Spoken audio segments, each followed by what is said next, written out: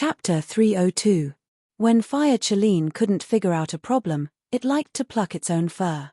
Every time it did so, the creatures hidden underground would tremble. As a result, the flowers, birds, fishes, and insects within a few hundred miles of the inferior compound all jumped up and shouted at Beligaju.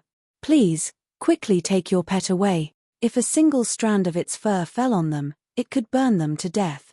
Have some self-awareness. Pa, Hellion Vivian sat on the second floor of the tea house and put down the armament that Jing Wushuang gave her. She smiled faintly and said, "This thing is not bad. It is indeed made by young Master Wushuang. I really didn't expect that one day I would be praised by the boss of Profound Heaven. I thought that in your eyes, we are all stubborn old antiques." Jing Wushuang lowered his eyes and drank a mouthful of tea. His long sleeves fluttered, bringing out a faint medicinal fragrance. Hellion Wei Wei stretched and smiled slyly. That's just an excuse to motivate the employees. Profound Heaven is still a new armament company. Compared to you guys, we have to have some other unique features to capture the market. Being your enemy is really a headache. Jing Wushuang seemed to be quite helpless, his transparent fingertips supporting his forehead. Hellion Vivian smiled and slightly narrowed her eyes, with a bit of laziness. A gust of night wind blew, and a few pear blossoms fell on her eyebrows and eyelashes. Jing Wushuang looked at her and curved his thin lips. He reached out and wanted to brush away the petals on her head. After interacting with each other once or twice, Hellion Wei Wei didn't evade. She only watched as he extended a hand that was as smooth as jade in front of her.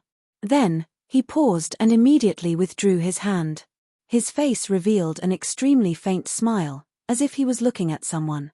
Hellion Vivian followed his gaze and slowly looked downstairs. She saw the white-clothed, black-haired Beligaju standing there coldly. His long and narrow peach blossom eyes flashed with a cold light, as cold as frost. Beligaju looked at this scene, his pair of eyes floating up and down. The emotions that were rarely stirred up were now raging violently in the bottom of his heart, as if they were about to burst out of his throat. Almost instinctively, Beligaju's slender and cold fingertips touched the white skin of his throat. He exerted a little force, and the external pain slightly balanced the burning heat inside. After that, he indifferently withdrew his gaze from Hellion Wei Wei's body and strolled into the long alley. Hellion Vivian also guessed the same. It was time to talk to the other party about terminating the contract. The night grew darker. The Fire Cheline sized up Beligaju's expression. "Master, you." Bang. Without waiting for Fire Cheline to finish speaking, Beligaju punched the wall. He did not do anything for the past 2 days. Every day when the sun went down, he would wait for her. She, on the other hand, had turned a deaf ear to his words time and time again. The thin fog dispersed. Hellion Vivian only drank 2 cups of tea with Jing Wushuang. The main point was to talk about the disassembly of armaments. However, Hellion Vivian did not hand over all her secrets. Some things only appeared in modern times. If she said, it would inevitably cause some trouble. Jing Wushuang was indeed a person who made people feel comfortable to get along with. Young Master Yang Ruyu was probably talking about this kind of person. Hellion Vivian thought as she walked in the direction of the inferior compound. The night was quieter, and the echoes of footsteps in the alley were very clear. Hellion Vivian could hear the sound of footsteps following behind her. It followed her and stopped, rising and falling at the same time. Hellion Vivian guessed that it must be Shadow, who had been transferred away before, who had returned. She walked all the way to the door and suddenly realized that the sound of footsteps had disappeared. Hellion Wei Wei wrinkled her eyebrows and stood there for a while before finally turning her head and looking into the distance. After seeing that there wasn't a soul in sight, her eyes narrowed again. Just as she was about to push open the door, her head was covered by a white robe without any impurities. Beligaju's voice sounded coldly, "You're having a good time. So happy that you don't even want to go home." Hellion Vivian wanted to pull down the robe, but that person had already pinned her to the wall. "Do you believe that if you dare to move, I'll feed Qingzhon to Cheline?" Fire Cheline. Wait, I'm not a dog. Hellion Vivian could only stay still and look at the man's long legs under the robe. Beligaju carried her all the way into the room. However, Hellion Vivian felt that the situation was not right. That day, he was the one who said whatever. Moreover, why didn't he look for his personal servant girl but came to her place to stop her? Hellion Vivian thought for a while, then pulled the robe away and asked, "Why are you here?" "I've been waiting for you for 2 days." Beligaju looked at her and his voice was cold. Hellion Vivian was confused. "You've been waiting for me for 2 days? I told you to come and find me at night." Bailey Jiaju smiled faintly, bringing out an evil aura that made people terrified. "But it's very obvious that you've already forgotten." Hellion Wei paused for a moment. "I also want to talk to you about this matter." "Talk about what?" Beligaju lifted her chin with his fingers and looked at her coldly. "Before you talk, I advise you to think about whether I'll like what you're going to say next."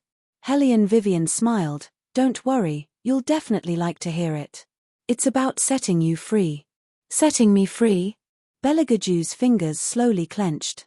He wanted to hear how she was going to set him free. Hellion Wei sat up straight. Although she was still holding him in her arms, compared to before, it was obvious that there was a relative distance between them.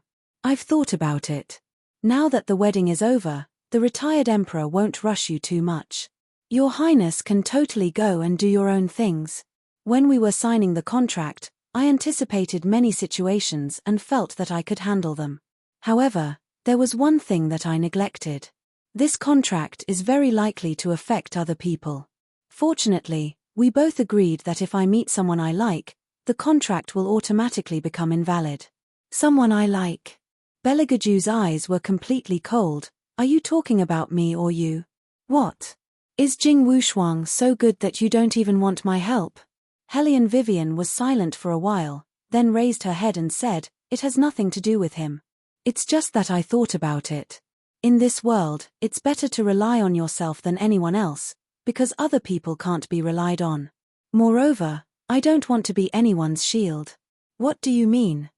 Beligaju faintly wrinkled his long eyebrows. "What I mean is, don't you think that we've been quarreling every time we see each other? Actually, you don't have to be like this. If someone really comes back and wants to part ways with me, you can just tell me directly." She also had a debt of gratitude towards him. She was really annoyed by the dark shadows who were making a ruckus. It would be better for him to say it, that would make her feel better. Chapter 303. I'm not someone who doesn't know how to appreciate favors. Hellion Vivian continued, "You don't have to beat around the bush and let the people around you tell you." Bang! Before she could finish speaking, Hellion Vivian felt a vibration in her ears. His black-gloved fist smashed against the wall. He didn't care about his bleeding fingers and slowly lowered his body. His mouth was smiling, but there was no warmth in his eyes. "You are the first person who dared to part ways with this king, and the only one who survived. I'm just thinking of a solution." Hellion Vivian didn't change her expression. She had always believed that he was a reasonable person. Bailey Jiaju looked at the expression on her face. His complexion suddenly became a bit colder. And in the next second, she saw Bailey Jiaju's hand swept in her direction with a ghostly speed. His half-narrowed eyes carried a cold murderous intent. Following Yuan Ming's shout, "Be careful," Hellion Vivian clenched her fist. Her hand didn't stop moving. Her palm moved and her finger moved to the side. Half a second later, the sound of a sword piercing through flesh echoed in her ears, coldly exploding in the air. Hellion Vivian stared blankly at Beligaju in front of her. The dagger in her hand had pierced through the man's shoulder blade. Behind her, a strange-looking demonic beast struggled with its face, and then completely vanished into nothingness. Yuan Ming held his forehead and looked up at the sky. "Woman, I told you to be careful behind you." Hellion Vivian didn't say anything. She only looked at the man's bleeding wound and her mind went blank for a moment. Then, she saw the man's lips suddenly pull back into that familiar lazy and charming arc. It was low and pleasing to the ear like spring water flowing under ice. There was a trace of imperceptible anger in the coldness. His voice was cold and somewhat forceful. "I can stop the contract, but you're mine. I have to take you away." Having heard what was said, Wei stared blankly and couldn't help but somewhat laugh.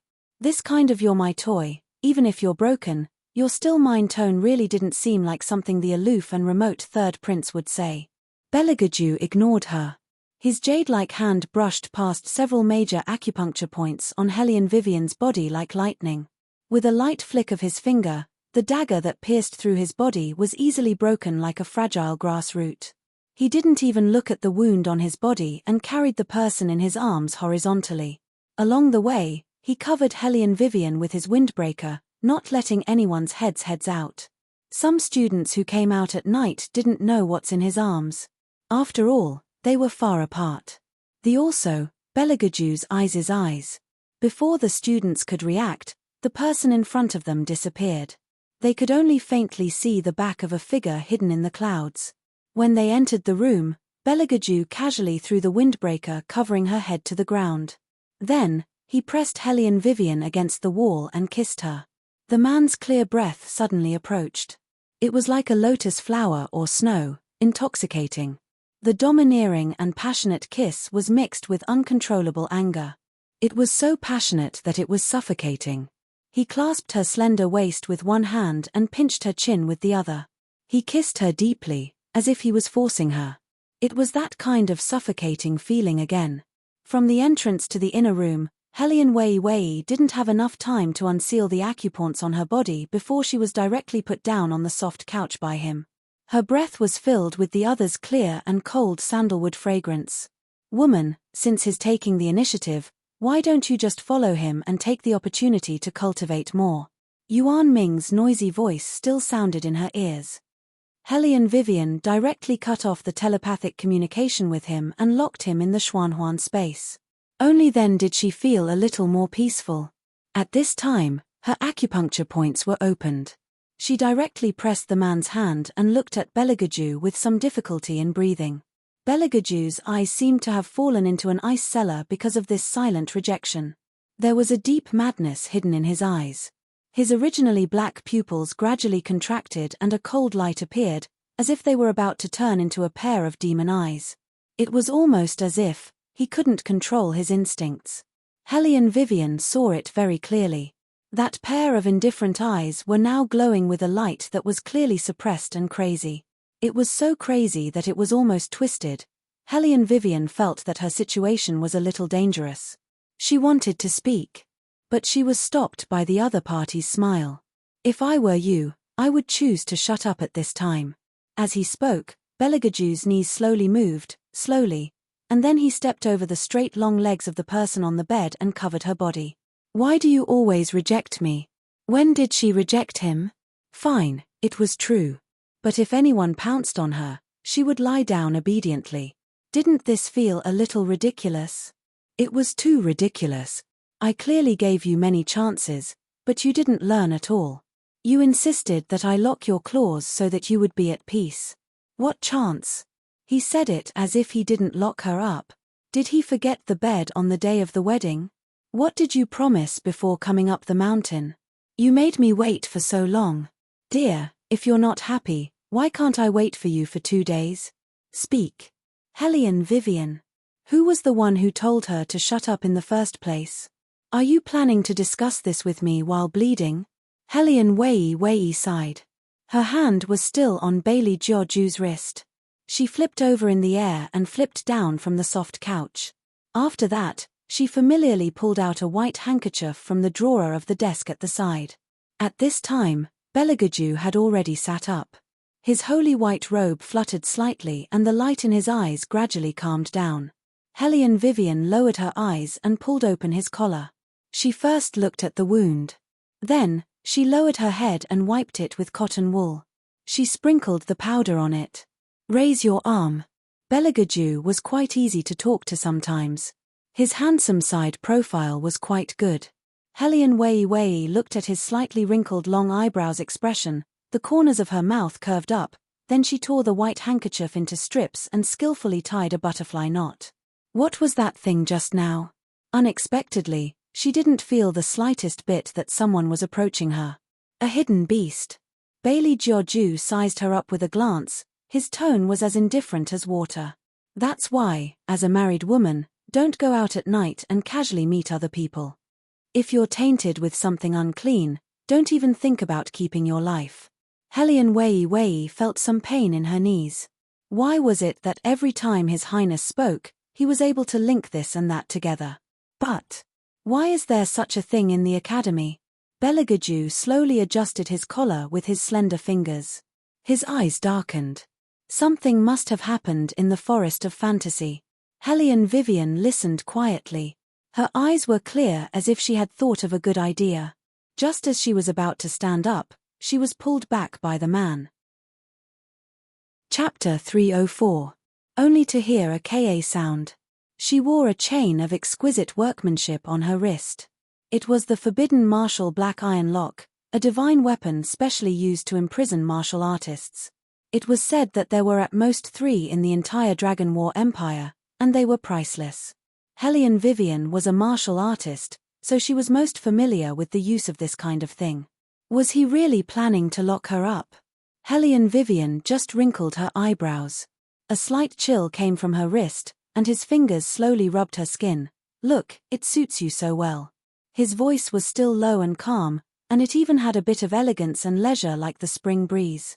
However, Hellion Wei detected a sense of danger from this calm and refined voice.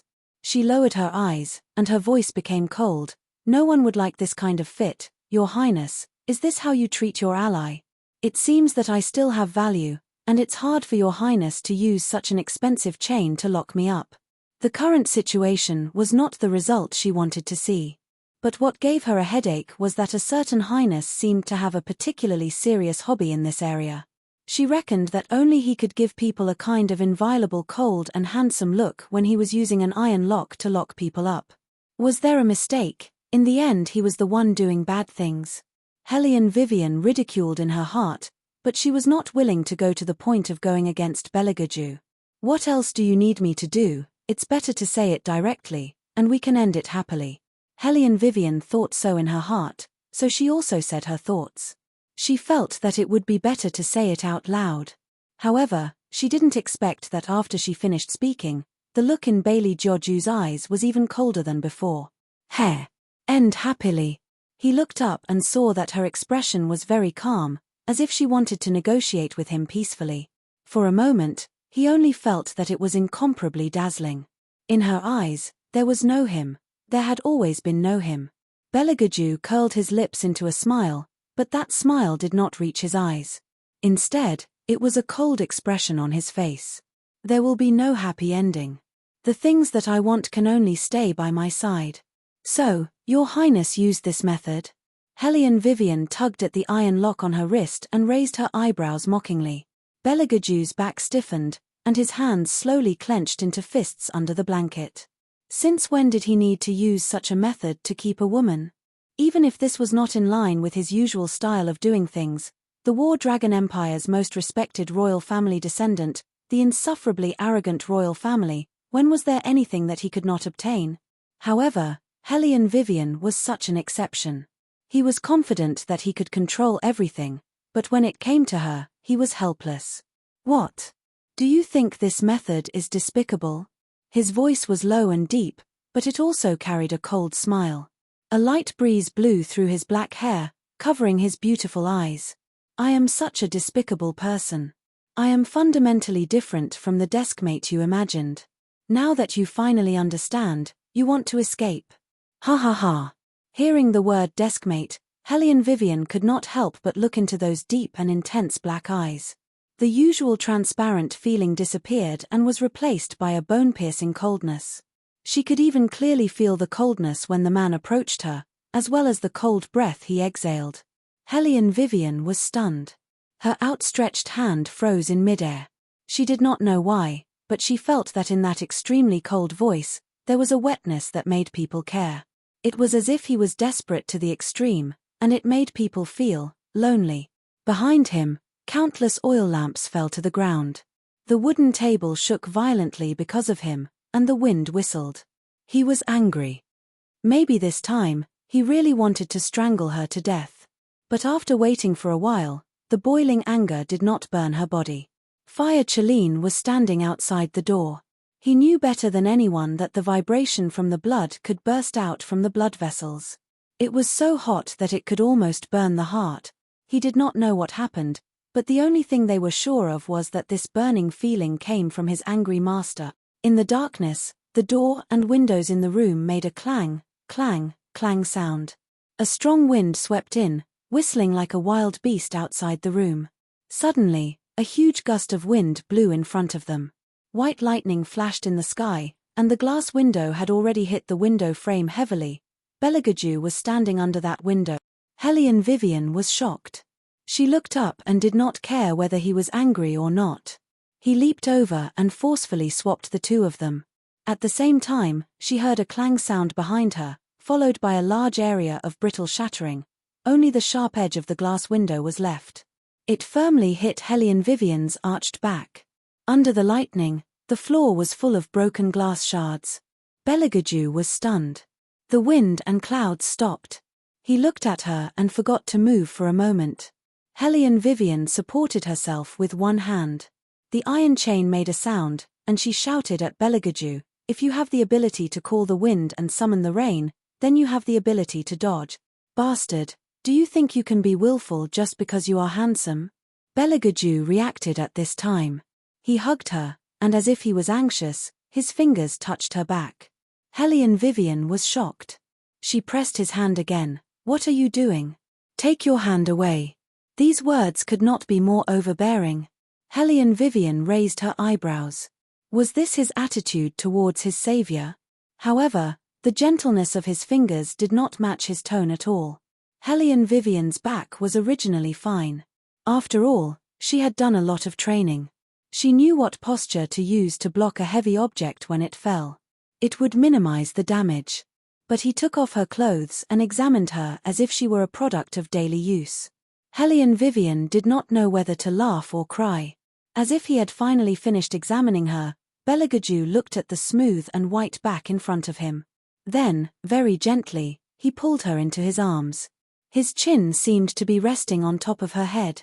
There was a hard-to-detect deep voice in his voice. "Wait for this, king here." Hellion Vivian looked at him as if he was about to leave. Her eyebrows raised again. At this point, he still did not plan to untie the thing on her hand. Belegudeux seemed to be in a hurry. He waved his sleeve and ordered the shadow outside the door, "Look after the princess." "Yes." Shadow's face was filled with astonishment from just now. Until now, he didn't know what to feel. Seeing his master quickly disappear into the night, he couldn't help but murmur, looking at His Highness' expression, "He should have guessed that Miss Yoon has returned." Hellion Vivian was lying on the soft couch. Hearing the movement outside, she laughed. So it was like that. His Highness' reaction was a bit too slow. Hellion Vivian mockingly moved the iron chain on her wrist. Her eyes looked at the dangling hair ornament on the ground. Chapter 305. Outside the room, in the darkness. Fire Chaline's figure could be vaguely seen. Belegudeux glanced at him and said in a calm voice, "How many more hidden beasts are there in the academy?" "There are still a few." Fire Chaline lowered its eyes. It's almost certain that Hellion Wei's body has been possessed, because the hidden ground beasts will only approach and attack souls that have occupied other people's bodies. Then, they will pull them out of their original bodies and drag them underground. Someone brought the hidden ground beasts here, and they must be targeting her. Belegudeux's eyes turned cold. His long black hair fell down along the side of his face, making his cold and beautiful eyes look even more beautiful and murderous. Fire Chaline continued, "Master, why didn't you tell Hellion Vivian that you used the forbidden black iron lock to lock her up because it can avoid being found by hidden beasts?" Bailey Jiaoju casually glanced at the Fire Chaline and said, "Because that is only a small part of the reason." As he said that, he sneered and said, "Go and find those bugs for me first." "Yes." Fire Chaline's eyes lit up and suddenly turned into a divine beast. Like a whirlwind, it galloped in the dark night. Its speed was so fast that it was impossible to see its shadow. No one knew what was happening. Because only beasts could feel the threat of an ancient divine beast. The hidden beasts that were searching for something near the inferior compound suddenly stopped and wanted to run away. But how could Fire Chaline let them run away? This was a chance to show its might and majesty. Fire Cheline shook its smooth fur and narrowed its eyes. It paused and ran back and forth between the two corners of the northeast and northeast. It was having a lot of fun. So on this day, many little beasts saw this scene. Boss Fire Cheline chased after those hidden beasts like a herd of sheep. Even when they went up to ask for a pet, Boss Fire Cheline ignored them. But this didn't stop them from worshipping their boss with all their heart. Starry eyes. Belegaju frowned slightly. He really couldn't agree with the beauty of these beasts. As for the Fire Cheline, it seemed to have sensed the gazes of admiration around it. It puffed up its chest and chased after the crouching beasts even more vigorously, forcing them all in front of Belegaju. The crouching beasts had a natural instinct for danger. However, there was still a human standing in their way. Of course, they wouldn't pay much attention to it.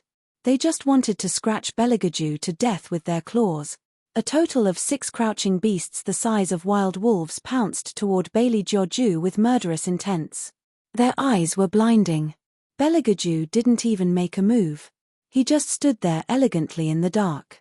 He frowned slightly, and his long green robe fluttered. The crouching beasts seemed to have been punished severely.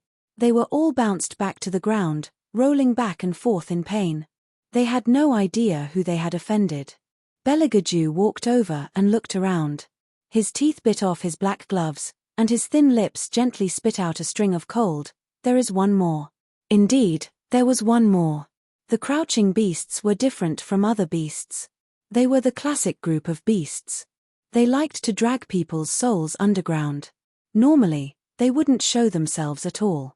During the day, they would hide in the thick bushes and only move at night. When they moved, they would listen to the command of the Beast King. And now, that Beast King had not appeared yet. Belegaju narrowed his eyes. Suddenly, he reached out his hand and a smaller beast than the other crouching beasts appeared in front of him. Its entire body was black. However, its pair of frightening white eyes were too evil. If a normal person saw it, they would definitely be shocked.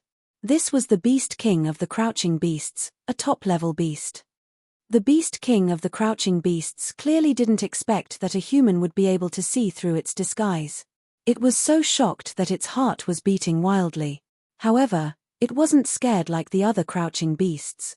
Because in its eyes, no matter how powerful the other party was, it was still just a human. However, in the next moment, it felt regret. Because behind that person stood the ancient divine beast that could absolutely proclaim itself as the king of the world, the Fire Cheline.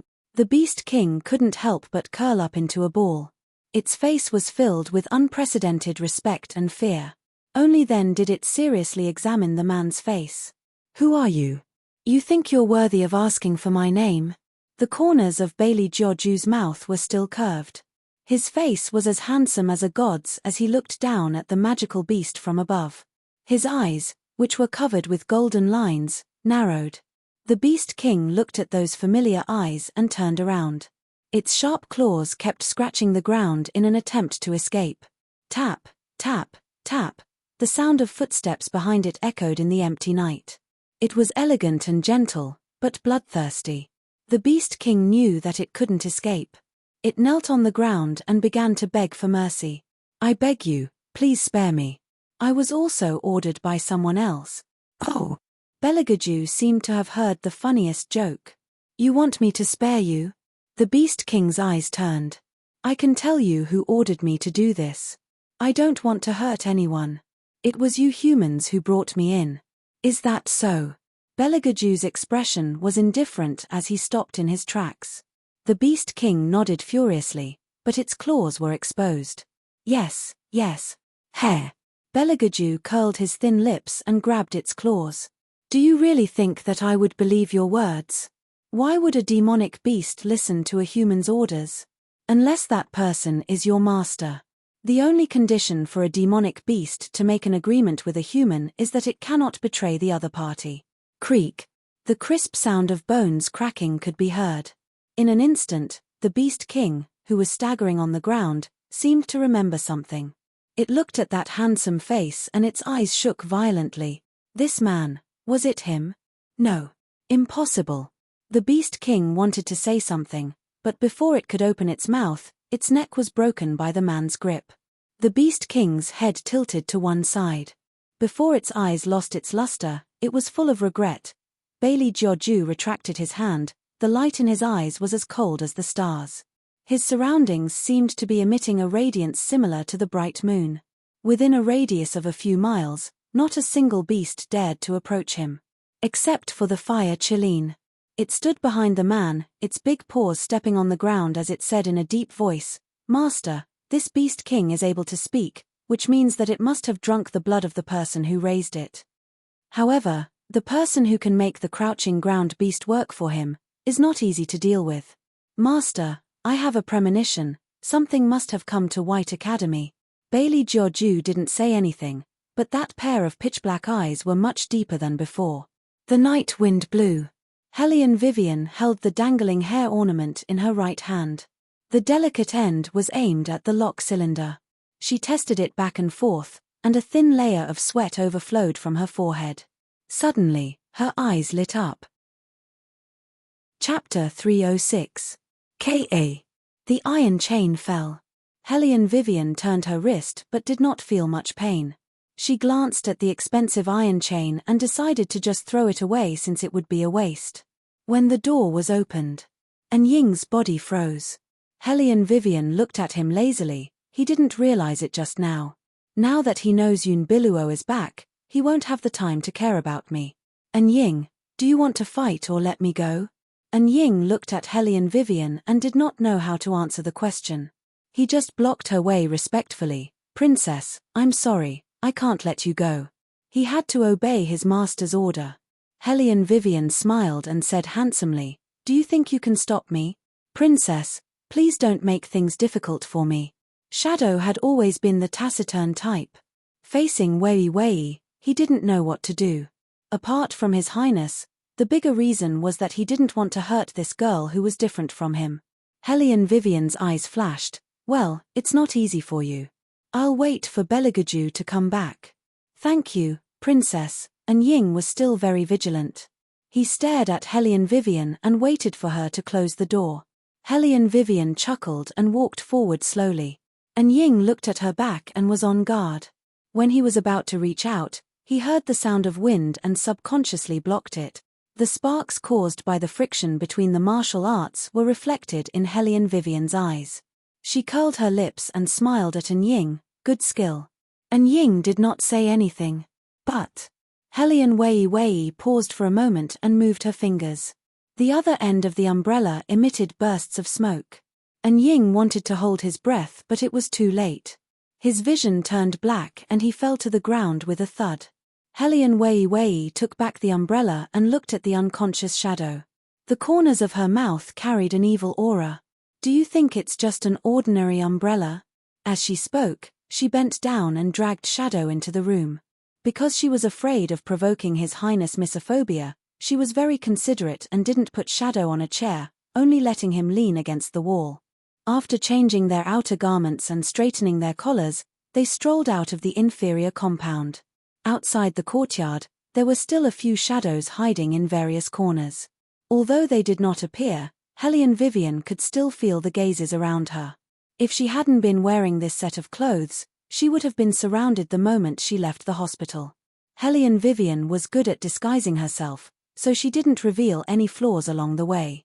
After leaving the courtyard, she didn't hesitate and directly turned around to go to Tu Su Feng's courtyard. Hellion Vivian was not worried whether Tu Su Feng was asleep or not. As the Dean of White Academy, that person had always slept very late. In addition, he had to take care of a child. As soon as Hellion Vivian walked into the brightly lit courtyard, she saw the little seventh prince with a stack of wooden bowls on his head. The little seventh prince looked at her and blinked. He was very calm. "Third sister-in-law." Hellion Vivian raised her eyebrows. "What are you doing?" "I was caught stealing meat." Speaking of this, the little seventh prince seemed to be very upset. Even his cute little eyebrows were wrinkled. Hellion Vivian glanced at his appearance. "How long more do you want to wear this?" "The dean didn't say." The little seventh prince watched as Hellion Vivian took a step forward. He also took a step forward, his short and thick legs swaying. Hellion Vivian reached out and took down the wooden bowls on his head. Where's the dean?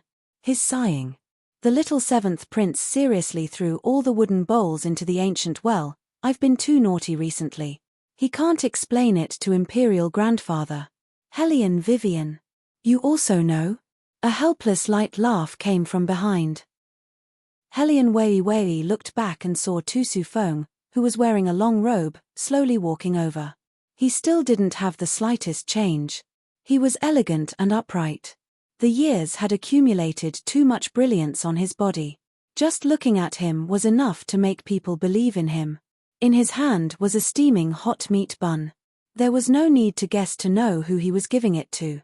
The little seventh prince naively ran over and took the meat bun. He opened his mouth and took a bite. As he ate, he said, "I'm just a bit more competitive." "You're just a little more competitive?" Tu Su Feng's slender fingers rubbed his forehead. "So competitive that you broke the arms of those young masters from the superior compound?" The little seventh prince held the meat bun and seriously said, "I was saving them.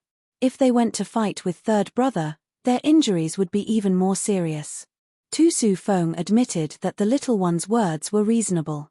Then, he thought of those posts saying that the people the academy recently accepted were too unruly, and his head hurt even more. Not a single one can be worry-free. Especially that one, who didn't care about anyone at all. What restraint was there to speak of? After the Yuan family stepped down, the Liang family squeezed in and mentioned the inferior compound by name. What they talked about was the problem with Beligaju. Those people still didn't know Beligaju's identity. Last time, they wanted to rope him in, but how could the third prince go under these people's tutelage? Therefore, no matter if it was the Liang family or the great masters in the academy, they all sent one post after another to him. Fortunately, it was Tu Su Feng who was in charge. If it was someone else, they would have been unable to withstand the pressure. Such a person, the battle spirit forces couldn't possibly not accept him into the martial arts. Hellion Vivian curled her lips into a smile. She didn't beat around the bush and directly flashed the military seal in her hand. Tu Su Feng's eyes were slightly stunned. "This is? I want to have a good talk with the dean about the Forest of Fantasy." Hellion Vivian kept the military seal and said, "And about the internal specifications of the battle spirit forces." Tu Su Feng smiled. "I don't know much about the battle spirit forces, but we can talk about the Forest of Fantasy." Hellion Vivian glanced at him. "I have a piece of news that will affect the safety of the people in the capital city. I can only tell the people in the battle spirit forces." The little seventh prince listened to the conversation between the two adults at the side. He took a big bite of the meat bun, then opened his eyes wide and continued to watch. Tu Su Feng didn't fuss over the girls this time. Instead, he looked at Hellion Vivian and smiled. "You're really smart. Come, you're the second person who came looking for me today. The first one is Yun Biluo." Hellion Vivian raised her eyebrows. Tu Su Feng smiled. "It's her," but she didn't look in the right direction. Hellion Vivian didn't say anything else. She followed Tu Su Feng into the study room. Tu Su Feng skillfully turned the pen holder on the wooden table, and the wooden bookshelf opened to the left and right. A long and endless corridor appeared in front of Hellion Wei just like that. Chapter 307. Tu Su Feng took the oil lamp and raised it high with one hand. The sound of his footsteps echoed back and forth unhurriedly. White Academy was not what it is now a long time ago. No one knows that there is a huge palace hidden under its ground. This palace is where the battle spirit forces are located. As soon as he finished speaking, a loud boom was heard. The huge torches on both sides were lit. Hellion Vivian could see the reflection under her feet. The smooth marble floor showed the luxury of the owner who built this palace. There were a total of 38 huge stone pillars supporting the entire dome. Tu Su Feng smiled and pointed with her white hand. "Look over there." Hellion Wei looked down and saw thousands of soldiers yelling something. Some were eating, some were wiping their weapons, and some were wiping their weapons. The scale was so big that it was shocking. This was not a palace, it was an underground ancient city. Hellion Wei turned her head around. Originally, she wanted to exchange a glance with the little seventh prince behind them to express her shock. She did not expect that the little seventh prince only had eyes for the braised pork in a soldier's bowl. This was enough. Although it's late, I still want to say, welcome to the battle spirit forces. Tu Su Feng looked back with his slender figure. Wait a little longer, the new members who joined with you will arrive soon. Hellion Vivian crossed her arms. I thought the first person who found you would be rewarded. Otherwise, why would she be so enthusiastic? Of course there will be a reward. Tu Su Feng smiled gently. From now on, I will be your mentor. The others will have mentors who will be in charge of them. Hellion Vivian chuckled. What a great reward. They are here. Tu Su Feng looked out. A gap suddenly opened in a cave not far away. The moonlight shone in. Faintly, 4 figures walked in. 4. Hellion Vivian frowned and looked over. Apart from Unveils and the rest, there was a very handsome man. It was not an exaggeration to describe him as handsome. His skin was fairer than a woman's, but he did not look feminine at all. Instead, he gave off an enchanting charm. When the man saw her, he suddenly laughed. What a coincidence. He knew her. Hellion Vivian's eyes paused. How could she not remember seeing such a beautiful man? What? Don't you remember me? The man stroked his chin with a faint smile. Hellion Vivian looked at him seriously for a while. A blurry image flashed through her mind. Little tyrant. That's right. Your eyesight isn't too bad. As he spoke, the man lowered his head and looked at the tiny figure. Why is he here too? The little seventh prince narrowed his eyes. Cousin Hanyu. Your family's spell has been broken? Hanyu lifted his chin and said, how is it? Isn't it cool? The little seventh prince scratched his bald head and sized him up. Hanyu straightened his back. Not bad, but not as good-looking as third brother. After saying that, the little seventh prince retracted his gaze, giving off a feeling of disdain. The corner of Hanyu's mouth twitched fiercely. Wei restrained herself from laughing out loud. She also didn't know what His Highness did to the little tyrant that day at Armament City, to make him bear a grudge until now. It couldn't be that he also used iron chains or something to tie him to the bed. However, she could not be sure. After all, he even let him wear a dress. The seventh prince is still so likable. Unveils walked over and looked at the little bald head who was full of vigor. The little one did not say anything. He had always adopted a silent and cold attitude towards people he was not familiar with. However, Unveils was smart. No matter how the other party responded, she could always smile. Hellion Vivian curved her thin lips and did not respond to anyone. Tu Su Feng listened to their conversation and said gently, it seems that all of you know each other. That's easy. For a long time in the future, all of you will be tested together. The test is divided into 3 parts. Those who pass the test will officially become a member of the Battle Spirit Forces. The test will take place in the White Academy. From now on, every minute and every second, all of you will have to tighten your nerves. This test will be very cruel and may even take your life away. So, if anyone wants to quit, you can say so now. No one spoke. Tu Su Feng smiled. That's good.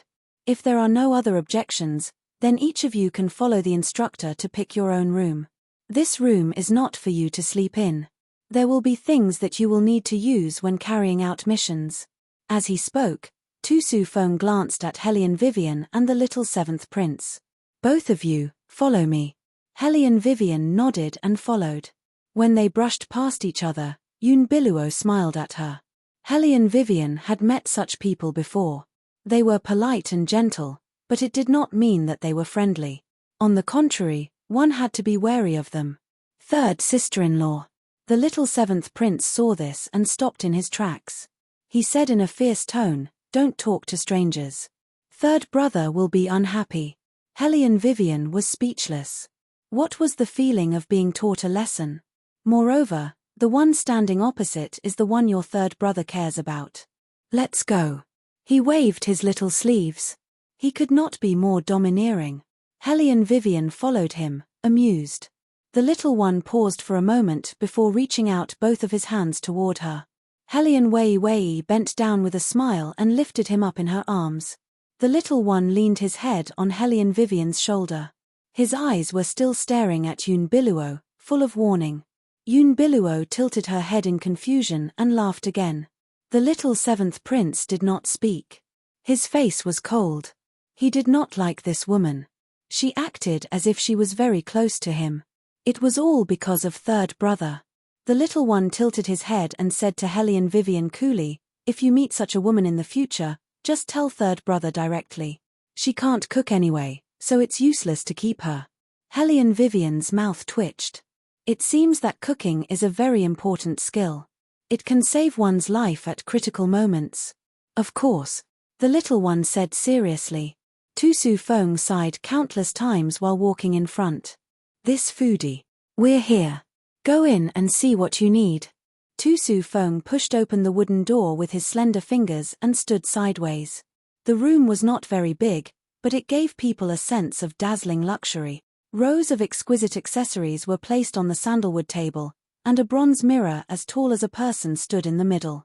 On the left and right sides of the table, in addition to colorful ancient long dresses, there were also exquisite shawls and countless dangling ornaments. These were only the women's necessities.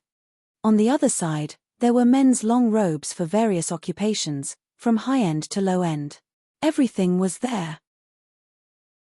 Chapter 308. After Hellion Wei Wei saw these things, she almost subconsciously thought of the room in young Master Tang's villa that was specially used to store disguise equipment. She could not help but raise her eyes to look at Tu Su Feng with admiration in her eyes. "These are all yours." Tu Su Feng picked up one of the dangling ornaments and then lightly turned it. Shua! A sound rang out. 3 silver needles were shot straight into the wall with extraordinary strength. Hellion Vivian curved her thin lips. "Not bad. Compared to your myriad manifestations umbrella, it's still a bit lacking." Tu Su Feng's tone didn't decrease in the slightest. Hellion Vivian moved her fingers and picked up the rest of the items. She turned them left and right and then smiled. Each has its own use. Such a complete set of exquisite equipment, as expected of the world-famous battle spirit forces. With these things, they could appear and disappear like ghosts and kill without a trace of blood. "Now can you tell me the information you know?" Tu Su Feng's gaze was very indifferent. Hellion Vivian put the items back. "Recently, the Forest of Fantasy has been a bit chaotic. Someone has been ignoring the rules and secretly killing large amounts of people." Hearing this, Tu Su Feng furrowed his thick eyebrows. "Large amounts of people?" "That's right." Hellion Vivian paused and then added, "It seems that they want to use this method to extend their lives." Tu Su Feng looked at her. "Who are they?" Hellion Vivian thought for a moment and then said, "The elders of the 4 great families." Tu Su Feng's eyes suddenly narrowed. "Do you know what you're facing by saying this?" "Of course." Hellion Vivian smiled. "Principal, you can investigate first. There won't be any losses." Tu Su Feng lowered his voice. "There won't be any losses, but for the battle spirit forces, it's a challenge. If we offend the 4 great families, it will be very disadvantageous for the battle spirit forces in the future. I thought the battle spirit forces would not be afraid of any power." Hellion Vivian lifted her chin slightly. Looking at her posture, Tu Su Feng's eyes suddenly darkened. He then took out a piece of paper and handed it to Hellion Vivian. "This is the news we received last month. We don't know what happened in the Forest of Fantasy. Not only were the sacred beasts massacred in large numbers, those magical beasts that didn't come out of the Forest of Fantasy easily in the past have started to become restless and want to enter the city. A while ago, we sent a few people to investigate this matter, but none of them returned. If the 4 great families are involved, it will indeed be a little tricky." Hellion Vivian flipped through the piece of paper. It recorded everything that had happened in the Forest of Fantasy recently. Speaking of which, when she met Little White had said that someone wanted to kill it. It was probably from then on that the Forest of Fantasy started to fall into chaos. But to be able to disguise this chaos as peace, how meticulous was the other party? Hellion Vivian closed the piece of paper. "Looks like the principal believed my words from the beginning. This matter is not a small matter." Tu Su Feng's eyes widened. Once the news is leaked, it is very likely that it will cause even more negative effects. You are all new members. If you want to take over this matter, you should pass the test first. Hellion Vivian smiled. Then what does the principal think of the military seal in my hand? It's still the same old saying, wait until you pass the test first. Tu Su Feng looked at her and smiled gently. In less than a second, he returned to being the principal of the White Academy, who was as difficult to deal with as a fox. I suddenly thought of something. It's already past the bedtime in the academy, but you're still wandering outside so late at night. According to the academy's rules, when you pay the tuition fee next month, you have to pay an extra 10 taels. After saying that, Tu Su Feng walked out of the room. Hellion Vivian looked at Tu Su Feng's back as he walked away. She had a headache and held her forehead. I've never seen someone who loves money so much. Do you have the right to criticize others? Yuan Ming despised her. Hellion Vivian directly ignored him and looked down at the little one. Where's your equipment? This. The little one moved his palm and a black wooden stick appeared in his hand. Hellion Vivian took it and looked left and right. The attack power is 90%. Not bad. When we return to the courtyard, I'll adjust it for you. Okay. Other than food, the little 7th prince usually spoke very little. Hearing this, Tu Su Feng, who was about to leave, suddenly turned back. Oh right, during the test, you will compete in pairs. The winner will be rewarded. After the reward just now, Hellion Vivian did not have any special thoughts about the reward. Tu Su Feng naturally understood her meaning. His smile deepened. Every time you win the test, you'll get 10,000 taels. When will the test start? Hellion Vivian immediately changed her attitude. This made the little 7th prince look at her with a heavy gaze. Hellion Vivian rubbed the little one's head. With the reward, I can buy you meat. Meat? The little 7th prince looked up and seriously repeated Hellion Vivian's question. When will the test start? Tu Su Feng was very satisfied with the combat power of these two people. He softly said, anytime. Then he paused and said, in addition to the 2 people you met today, there will be 2 more teams of foreign students. Don't embarrass our courtyard. The little 7th prince heard this and sneered. I'll beat them all up. How overbearing. Hellion Vivian felt that she could totally follow the little 7th prince in the future. There was no need for her to sign a contract with the royal family. Speaking of which, Yun Biluo was here. Wouldn't the royal family be disappointed if they could not find her? The night wind blew. In a corner of the inferior compound, Beligaju sat on the wooden chair, holding the long chain that was untied. He glanced at An Ying, who had woken up but did not say anything. However, the atmosphere around him was more oppressive than ever. His expression changed from the indifference when he first came in to colder and colder. In the beginning, he thought that Hellion Vivian was taken away by someone. It wasn't until he saw that Shadow had lost his outer garment that his black eyes turned completely cold. Well, who could take her away? It was more likely that she ran away. Beligaju tightened his grip on the iron chain. Why did she always want to run away from him? Was it because of that Tang guy? Or did she think that he was no longer the clean deskmate she thought in her heart? She thought that he was vicious and his methods were dirty. So when she could not tolerate his methods, she could not tolerate Beligaju at the same time? His tolerance towards her and his repeated compromises towards her could not compare to the fact that Hellion Wei did not care about him at all. It was really unforgivable. Beligaju covered his face with one hand. His 5 fingers tightly gripped the long chain in his palm. His body trembled slightly. Chapter 309. There were more than a dozen shadow guards standing quietly around him. The whole room fell into a deathly silence. This was the scene that Heiju saw when she came to look for An Ying. She didn't know that Beligaju was also in White Academy. She only saw that the figure standing in the middle of the room was very similar to her master. She couldn't help but widen her eyes. Why is His Highness here? Has His Highness been staying in White Academy all this time? That's why he chose that ugly woman Hellion Vivian as his consort. It's just for convenience. Heiju thought of this and her heart moved. It's good that His Highness is here. In this way, she and her sister don't have to spend so much effort to get the little 7th prince into the palace. They just need to tell His Highness the news of her sister's return. Everything will be solved. That Hellion Vivian is definitely Finnish. Her tongue was cut by her. If it wasn't for her sister feeding her blood, she would have been crippled by now. That ugly woman Hellion Vivian, it's time to let her know what she is. Heiju raised her mouth.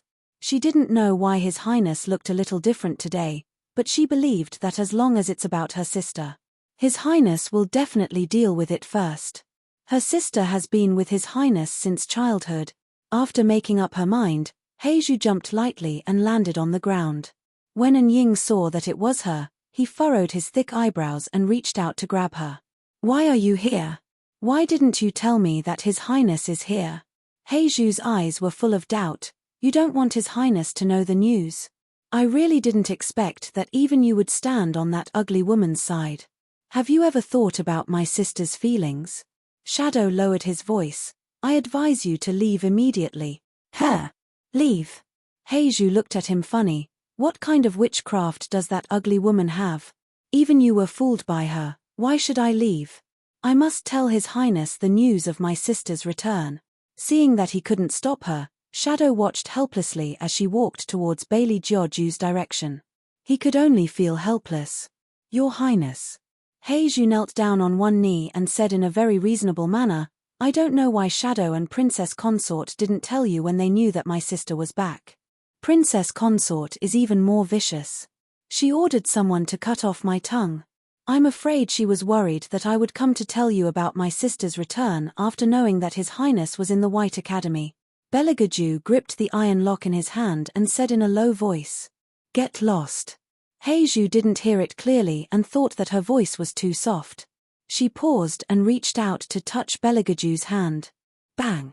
Almost instantly, Heiju was bounced to a corner by an invisible gas. There were dozens of wounds on his body, especially on his face.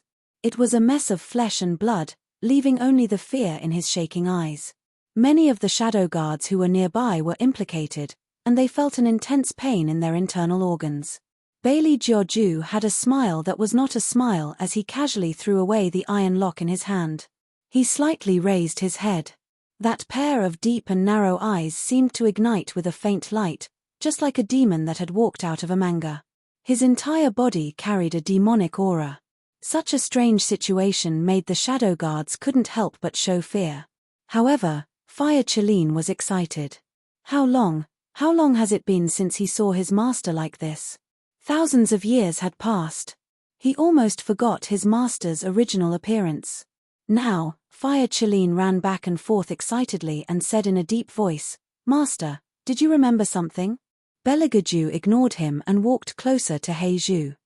He looked down at the person kneeling on the ground and said in a cold voice, Do you think anyone can touch me? With that, his long and narrow eyes narrowed slightly. Heiju's whole body became extremely painful. How could this be? Blood overflowed from the corner of her eyes and her blood boiled. Heiju was puzzled.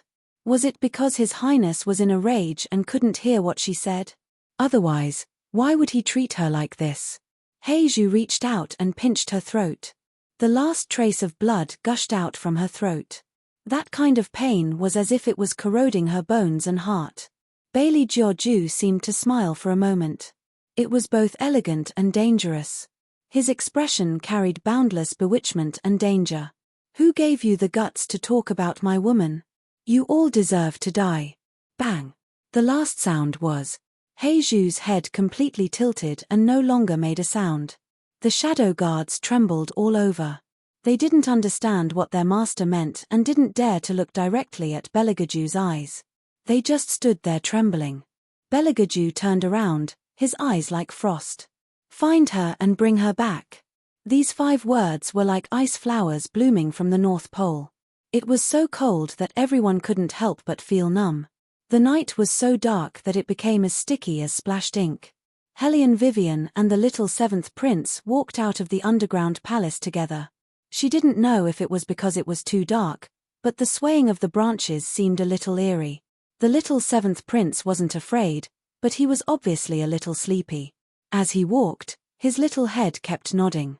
After nodding to a certain extent, he shook his little tiger head and looked straight ahead.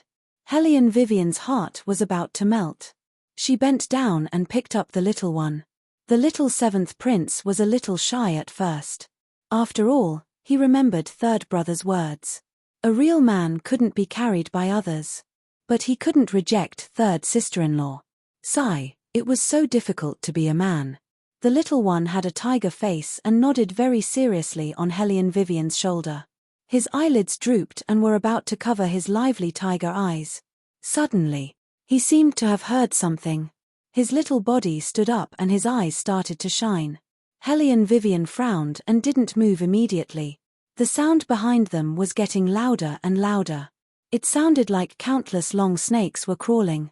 In the fog, the dark body that had almost blended into the night seemed to be enjoying the sweet scent in the air that it had not smelled for a long time. There was a kind of creature that would never let go once it made up its mind. The delicious taste was definitely worth the effort.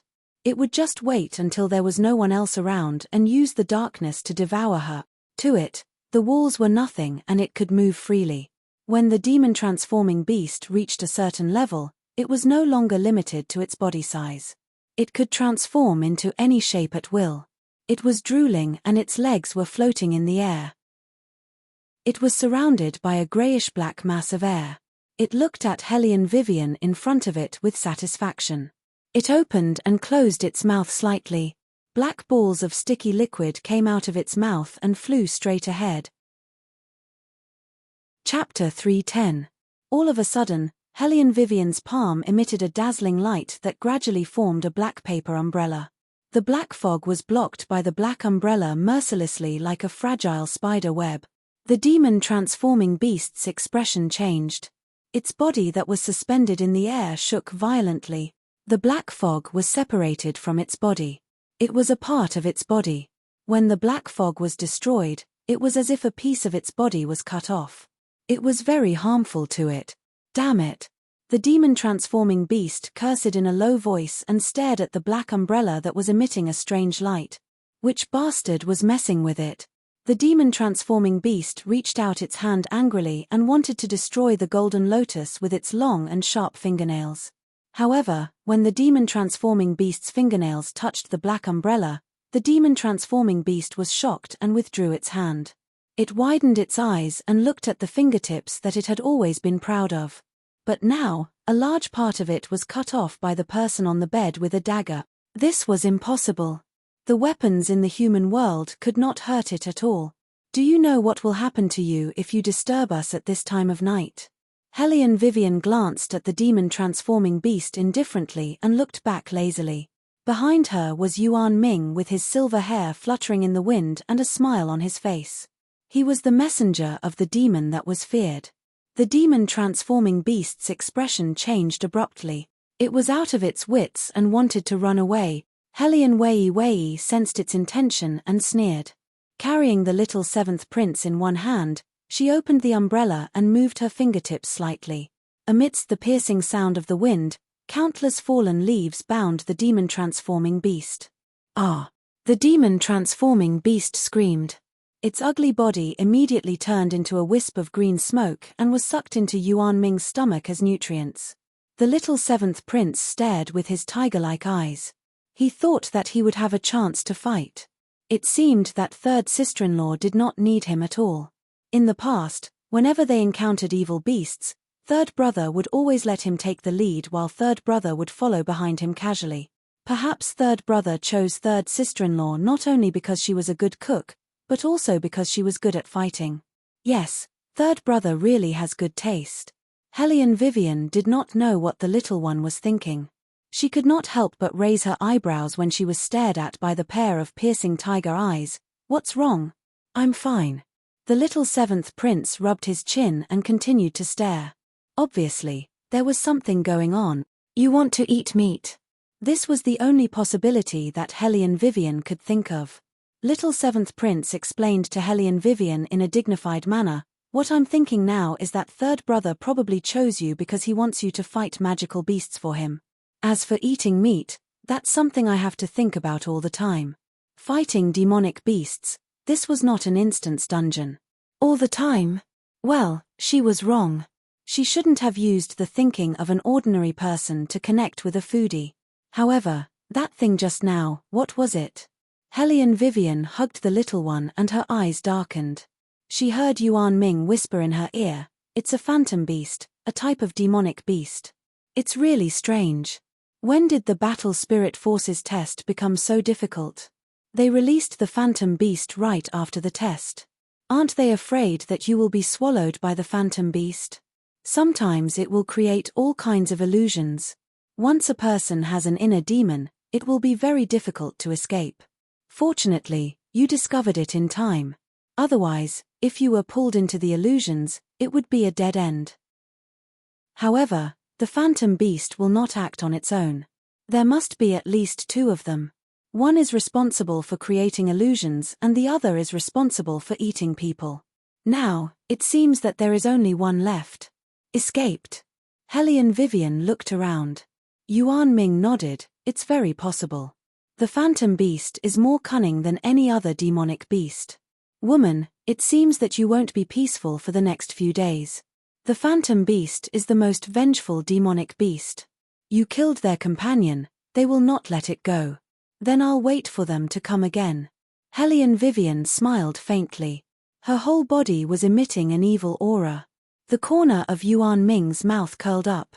His eyes were filled with evil. "You'd better ask the person in charge of the Battle Spirit Forces." A cold voice split the chaos. Hellion Vivian's eyes flashed with surprise. Her voice also became lazy. "You're awake?" "Yes." The little white cat jumped out of the darkness. Its amber eyes were emitting the light of a king.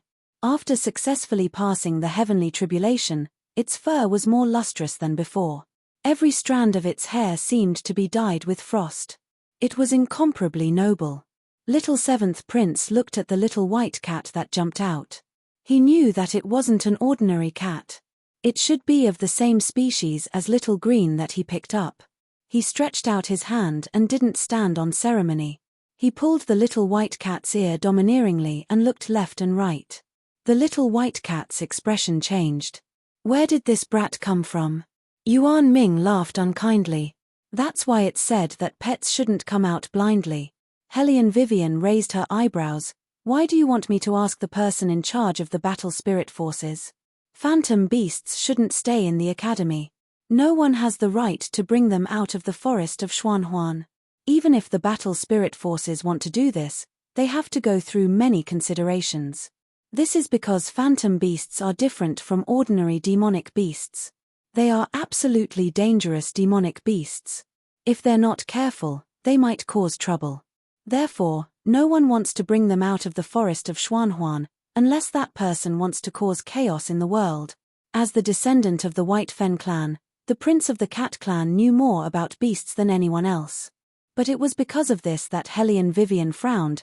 "You're saying that this isn't a test by the Battle Spirit Forces?" "Not necessarily."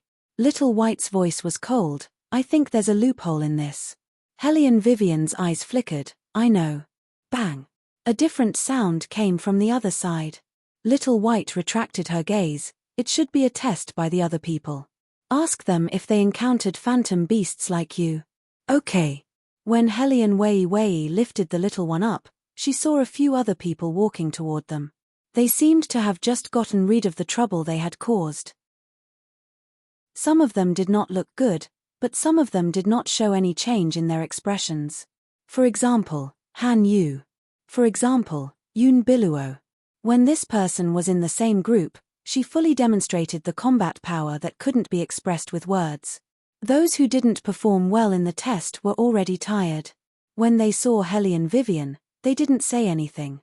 They probably knew about her ability, so they weren't worried and walked over proudly. Hellion Vivian stood aside and raised her eyebrows. When it was Han Yu's turn, she pretended to hold his arm casually. Han Yu looked at her and said proudly, "What? Don't you know that men and women shouldn't touch each other?" Chapter 311. Don't worry. I won't have any thoughts about you just because of your face. Hellion Vivian smiled. Han Yu was furious. "Tell me what's wrong with my face. You're as beautiful as a flower." Hellion Vivian sighed. Too beautiful. Han Yu's mouth twitched. He snorted. I'm good at both men and women. What do you know? Tell me, why are you looking for me? Why are you being so mysterious? What was the content of your test just now? Helian Wei lowered her voice a little.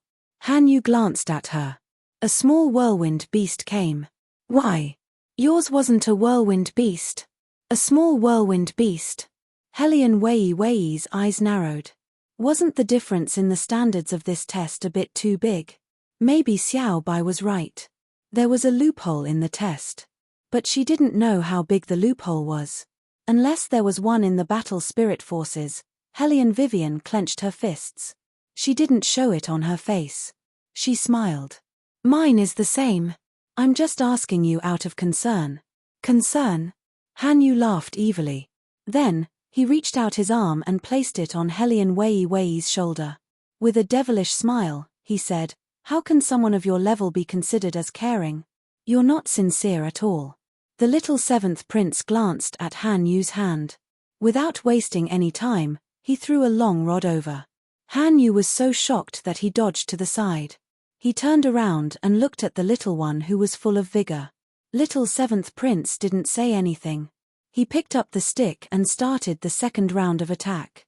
Han Yu dodged and shouted, Little seventh, are you crazy? How dare you flirt with third aunt? You should be beheaded. The little one paused and raised the wooden stick that he had just taken out from the underground palace. Then, with a flick of his finger, a huge net flew towards Han Yu and enveloped him. Han Yu didn't expect this move. He tripped and his big body was trapped in the net. Hey, little seventh, let me go if you dare. Let's fight one-on-one without martial arts. I've already defeated you. Why should I fight you one-on-one? The little one looked down at him from above. Then, he stepped on Han Yu's head and stomped on it twice. He muttered, how dare you flirt with third aunt? How dare you flirt with third aunt? Han Yu howled, my head. The overbearing little seventh prince completely ignored him and directly dragged him by his feet. Then, he threw the other end of the net onto the tree branch. Then, he jumped up, grabbed the net with all his strength, and fell down again. Han Yu was hung upside down from the tree branch. Little seventh prince propped up a large rock with one hand and pulled the net rope to the top. He was done. Yun Biluo looked at the scene. No one knew what she was thinking, but one could vaguely see that her eyes were a little heavy. It seems that you all have already passed the first round of tests, and you all seem to be getting along quite well. Tu Su Feng walked out from the place he had just disappeared from, and the corners of his mouth carried a faint smile. The corner of Han Yu's eyes twitched as he was hung upside down on the tree. How did you find out that we're getting along quite well? Little Seven is a violent person, he didn't even care. Tu Su Feng seemed to have seen through Han Yu's thoughts. He let out a long sigh and said, Little Seven, put Master Han down. As he spoke, he looked at Helian Vivian and the rest.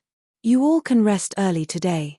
Follow me, there's a shortcut in the underground passage. Helian Vivian thought. Why didn't you say this earlier? Therefore, all the new students followed Tu Su Feng into the bushes. Only Han Yu was dragged in by Little Seventh Prince using the net rope. Little Seventh Prince's posture of dragging people was very domineering. He held a meat bun in one hand and an adult man in the other. The scene was so shocking that one did not know whether to laugh or cry. The underground passage was very long. If Tu Su Feng did not lead them, none of them could guarantee that they would not get lost. Helian Vivian did not tell Tu Su Feng the content of the test just now because it was not suitable to talk about it in front of so many people. She was just thinking about something else.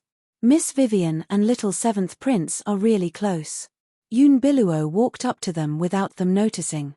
Her voice was soft and calm, but there was an indescribable smile in it. Helian Vivian turned her face away. She did not say anything, but just raised her lips with a lazy and mocking smile. Yun Biluo narrowed her eyes and laughed again. I wonder what Miss Vivian can teach me. I only know His Highness' habits. I want to get close to Little Seventh Prince, but I don't know how to do it. After all, children are different from adults. Although they are all brothers, Little Seventh Prince seems to like to eat more. Helene Vivian never liked to deal with people like her who hid needles in their words. People like her usually had two meanings in their words. Just like now, Unveils wanted to tell her how familiar she was with Belagaju. This kind of jealousy drama. She disdained to fight, but it did not mean that she would back down. How could she not return the favor when someone came to her door? Helene Wei curled her thin lips and looked at Unveils meaningfully. Then, she said casually, I'm his third sister-in-law, of course, he'll be close to me. I guess Miss Yun can't do that, so I don't have any experience to impart to you. Unveils was stunned. Yuan Ming, who was listening at the side, was somewhat gloating. I reckon that after hearing your words, her heart will be stifled for the entire day. Woman, you are too vicious. You clearly know that she is aiming for the position of third princess consort, yet you still clearly tell her that she can't do it. I am a gentle person, I can't always fight and kill. Why can't I talk nicely when I can solve the problem by talking nicely? Helene Vivian adjusted her collar casually and continued to walk forward. Unveils looked at the back of the figure, holding the handkerchief in her hand for a while before she started walking. However, in the next moment, a transparent stone wall suddenly appeared in front of Helene Vivian, isolating them from Tu Sufeng completely. Helene Vivian recalled what Tu Sufeng told them when they entered the underground palace, your test will come at any time. Haha, isn't that a little too timely? Is it really not decided by the dean's mood? Separated by the transparent stone wall, Helene Vivian and Tu Sufeng looked at each other. Then, they turned around and their first reaction was to carry the tiger-faced little one. Han Yu also realized that something was wrong, his brown eyes narrowed slightly. On the other side, two people were panicking. They pointed at the stone dragon head at the side. Look at this. Chapter 312. Looking across the Rao, there were more than 10 faucets with water flowing. The water flow was not rapid, but it was suffocating. Especially when they were surrounded by walls, once they came into contact with water, they would not be far from death. In just a blink of an eye, the water had already reached their calves. Normally, when the water flow was rapid, once it reached the waist, it would be 2 to 3 times more difficult for a human to breathe. When Helene Vivian was on a mission, she was most worried about encountering such a situation. It would be fine if she was alone, but now she was carrying little bald head in her hand. It was not hard to imagine that this sudden test would not be easy to pass. Most importantly, none of them were prepared. They thought that since the first test had just ended, the second test would come a day later. No one would have thought that in less than the time for half an incense stick to burn, there would be a second test. Helene Vivian knew that this was Tu Sufeng's way of testing their ability to react on the spot when their bodies were extremely tired and their minds were relaxed. However, she did not expect that Tu Sufeng would go all out with little Seven around. Go back. Unveils reacted immediately. However, it was obviously too late. The amount of water from the dozens of faucets was far beyond their expectations. However, in the next moment, the water in the dark tunnel gushed up to their waists. Helene Vivian narrowed her eyes and placed little Seven on a higher spot so that he would not be washed away by the water flow. Han Yu had just untied the net, and when he popped his head out, the water had already reached his neck. Everyone was swimming back crazily. When people were about to die, their first reaction was to register for the test. No one was an exception. Third aunt. The little one did not know how to swim. He frowned and struggled to ask Helene Vivian, if there are fishes in the water, I can still live a little longer. Helene Vivian was speechless. What did this have to do with the presence of fishes? She really did not understand foodies. You guys, cough, hurry up and leave. Han Yu started to spit out bubbles as he spoke. Helene Vivian did not speak anymore because the water had reached her eyes. At this moment, the most important thing for people was to maintain their strength. Logically speaking, this was actually a test. That meant that there must be a way out. But that method was definitely not going back. Because if they walked back, Helene Vivian was not in the mood to think. She could feel that her brain was a little bloated. This was the basic reaction of a human being underwater. Gradually, nothing could be seen in the dark tunnel except for the water. The only thing worth rejoicing about was that the water was very clear, and there was another night pearl in the dark tunnel. However, to keep one's eyes open for an extended period of time was simply a form of torture. Little Seven didn't know how to swim, so she wasn't suited to stay underwater for long. Hellion Vivian gritted her teeth and tried to pull him back. But at this moment, the person who had already walked to the exit swam back. While underwater, he knocked on the wall with all his might, as though he was trying to find an exit. Unveils' situation was the best. She had raised all the martial chi in her body, and the martial chi was hovering around her, giving her a short time to catch her breath. When the others saw her like this, they also began to follow her example and began to increase the martial chi in their entire body. This method was indeed effective for the time being, but it had a sense of fatality. That was, after using this method, those who lacked martial chi would lose all their strength. Help! There was already a person who couldn't take it anymore. The faint light on his body began to fade, and he desperately reached out his hand. Hellion Vivian didn't have the energy to care about the others. She only dragged the little one. She narrowed her eyes and focused her gaze on the only place that was different. That transparent stone wall. There was no time to look for any mechanism, so she might as well make her move. With my life, I command the winds and clouds of the world. Hellion Vivian suddenly straightened her body in the water. She hugged Little Seven with her left hand, and slowly exerted force with her right hand. An invisible water current surged into her palm. No one noticed, except for Yuan Ming. This woman had once again broken through his understanding of human beings. Bang! Along with the strong water current, Hellion Vivian punched the transparent stone wall. A cracking sound was heard. In an instant, layers of cracks appeared on the stone wall. Tu Su Feng was still looking at her with a gentle smile, but the instructor behind Tu Su Feng frowned heavily. Bang! She punched again. The stone wall shattered. Water gushed out. Tu Su Feng took a big step back. The rest of the water quickly flowed out from the original underground drainage pipe. There were indeed mechanisms everywhere. Hellion Vivian's long black hair was wet. Her first reaction was not to question Tu Su Feng, but to bend down to check Little Seven's eyes. Then, she pressed twice on his chest. Her action was very fast and professional. Even Tu Su Feng revealed a slightly astonished expression. Just as the little one spat out 3 mouthfuls of water, the others came out one after another. Unveils, on the other hand, was not as flustered as before. However, this sudden situation made her lose her composure as she was before. The other two were even more uncomfortable. After they came out, they kept coughing. Their eyes were red, and they laid on the ground weakly. Even Han Yu was supporting himself with one leg, his handsome face showing fatigue. Congratulations, all of you are still alive. Tu Su Feng walked over. Sometimes, we have to face unexpected dangers. When you go out to carry out orders, no one can guarantee your safety. So, the first lesson of joining the battle spirit forces is to learn how to survive. As he spoke, he looked at Unveils. Unveils reacted quickly and thought of using martial chi as a defense. That's a good idea.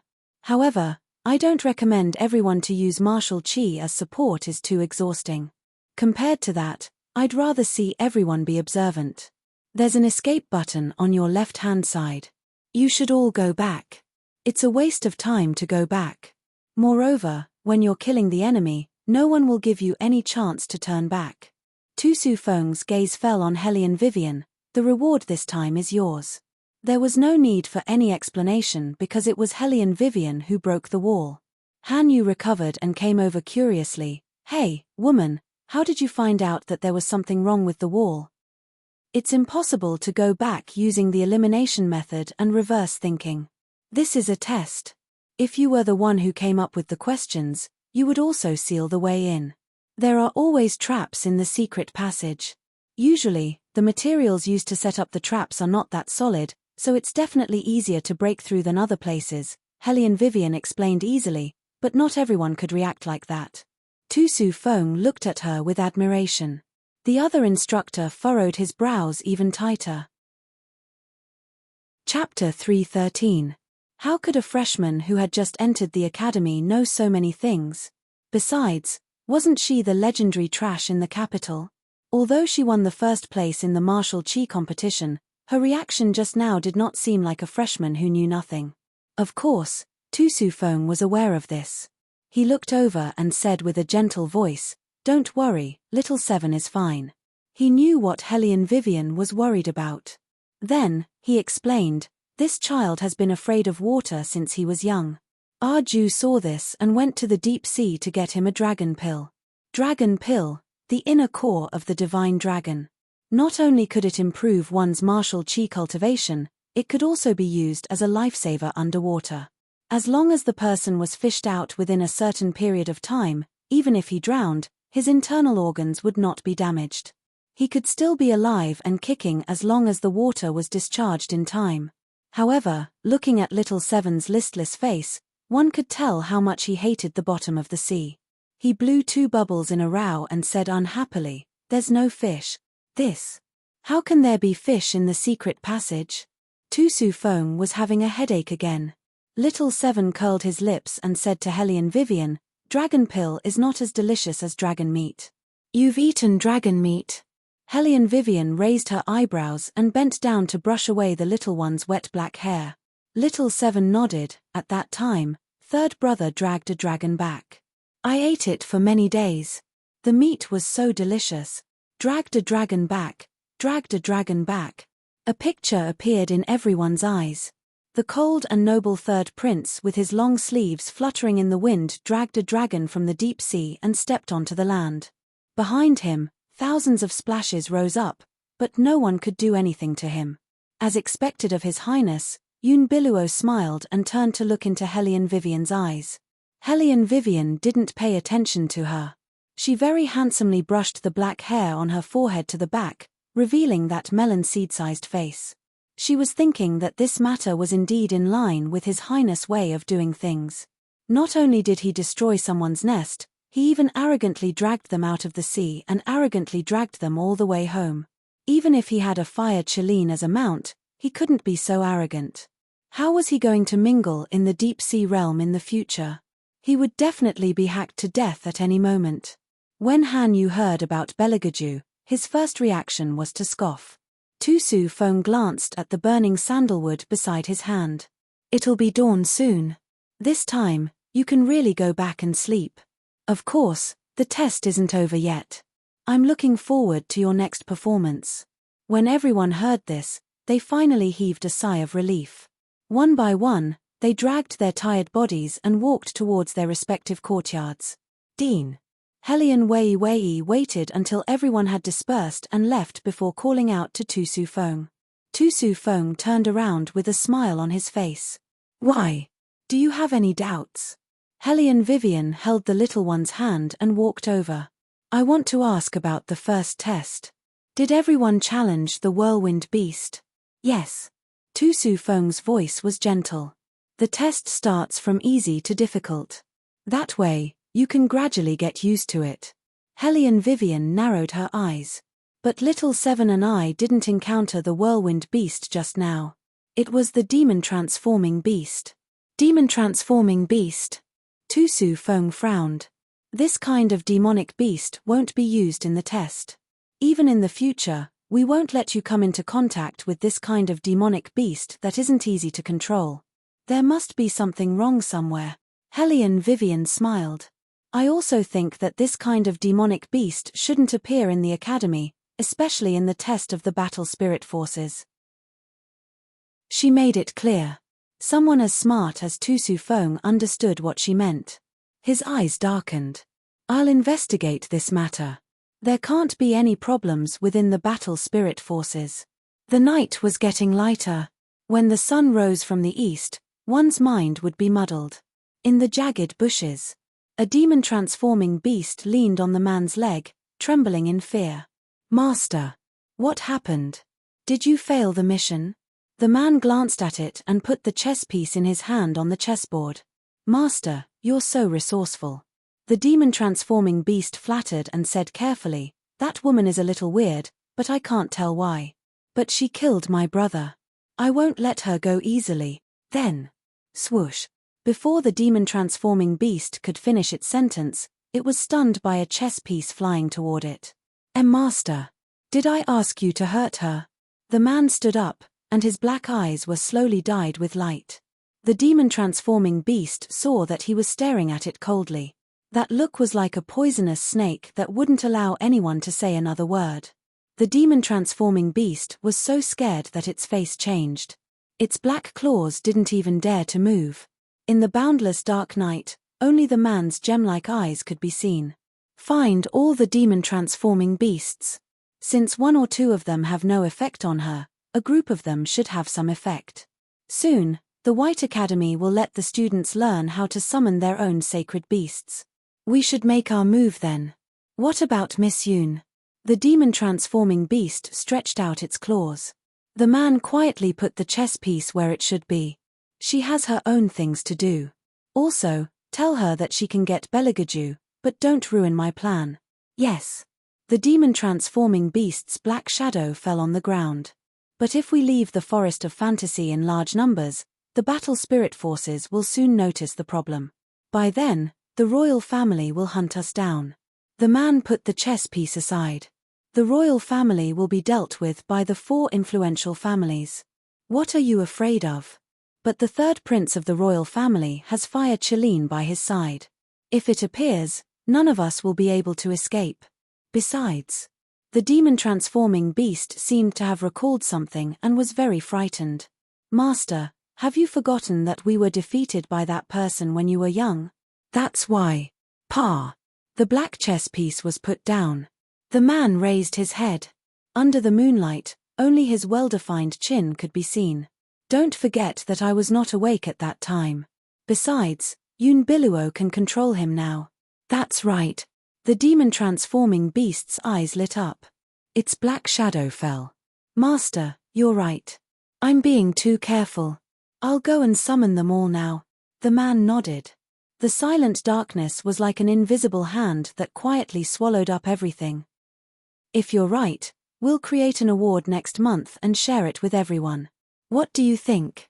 WeChat Red Packet. Chapter 314. In the dark tunnel, the water receded. Tu Sufeng stood at one side of the stone wall, and on his right side stood another teacher as well. Laro Bai, do you still think that she hasn't joined the battle spirit forces? Tu Sufeng traced the broken stone wall with his finger. This stone wall can't be broken by just anyone. She has secrets that we don't know. The teacher named Laro Bai didn't change his expression, but laughed. This girl is a little out of my expectations. But the test has just begun, let's wait and see. What do you think? Tu Sufeng lowered his eyes. You're right. The test has just begun, but we need to investigate the battle spirit forces internally. Internal investigation? Laro Bai frowned. Why? Tu Sufeng retracted his gaze. Someone used our first test to release the demon-transforming beast into the academy, and I just received a piece of news.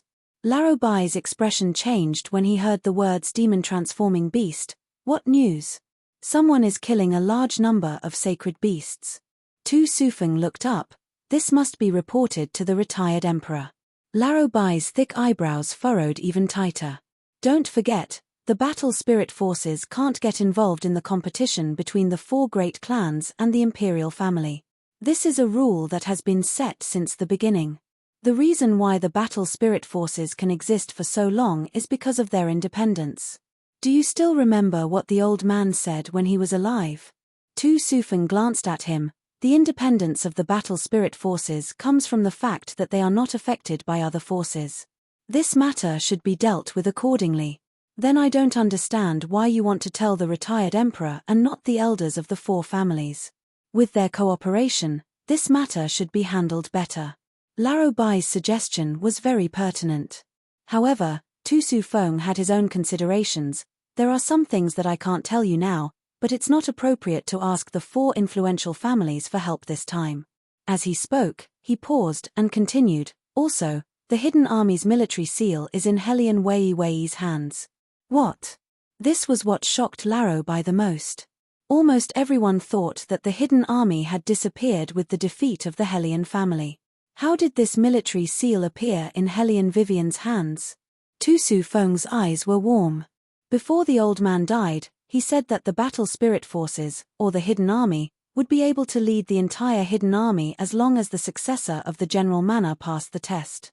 Ever since the old man passed away, the Hellion clan has fallen into a period of decline.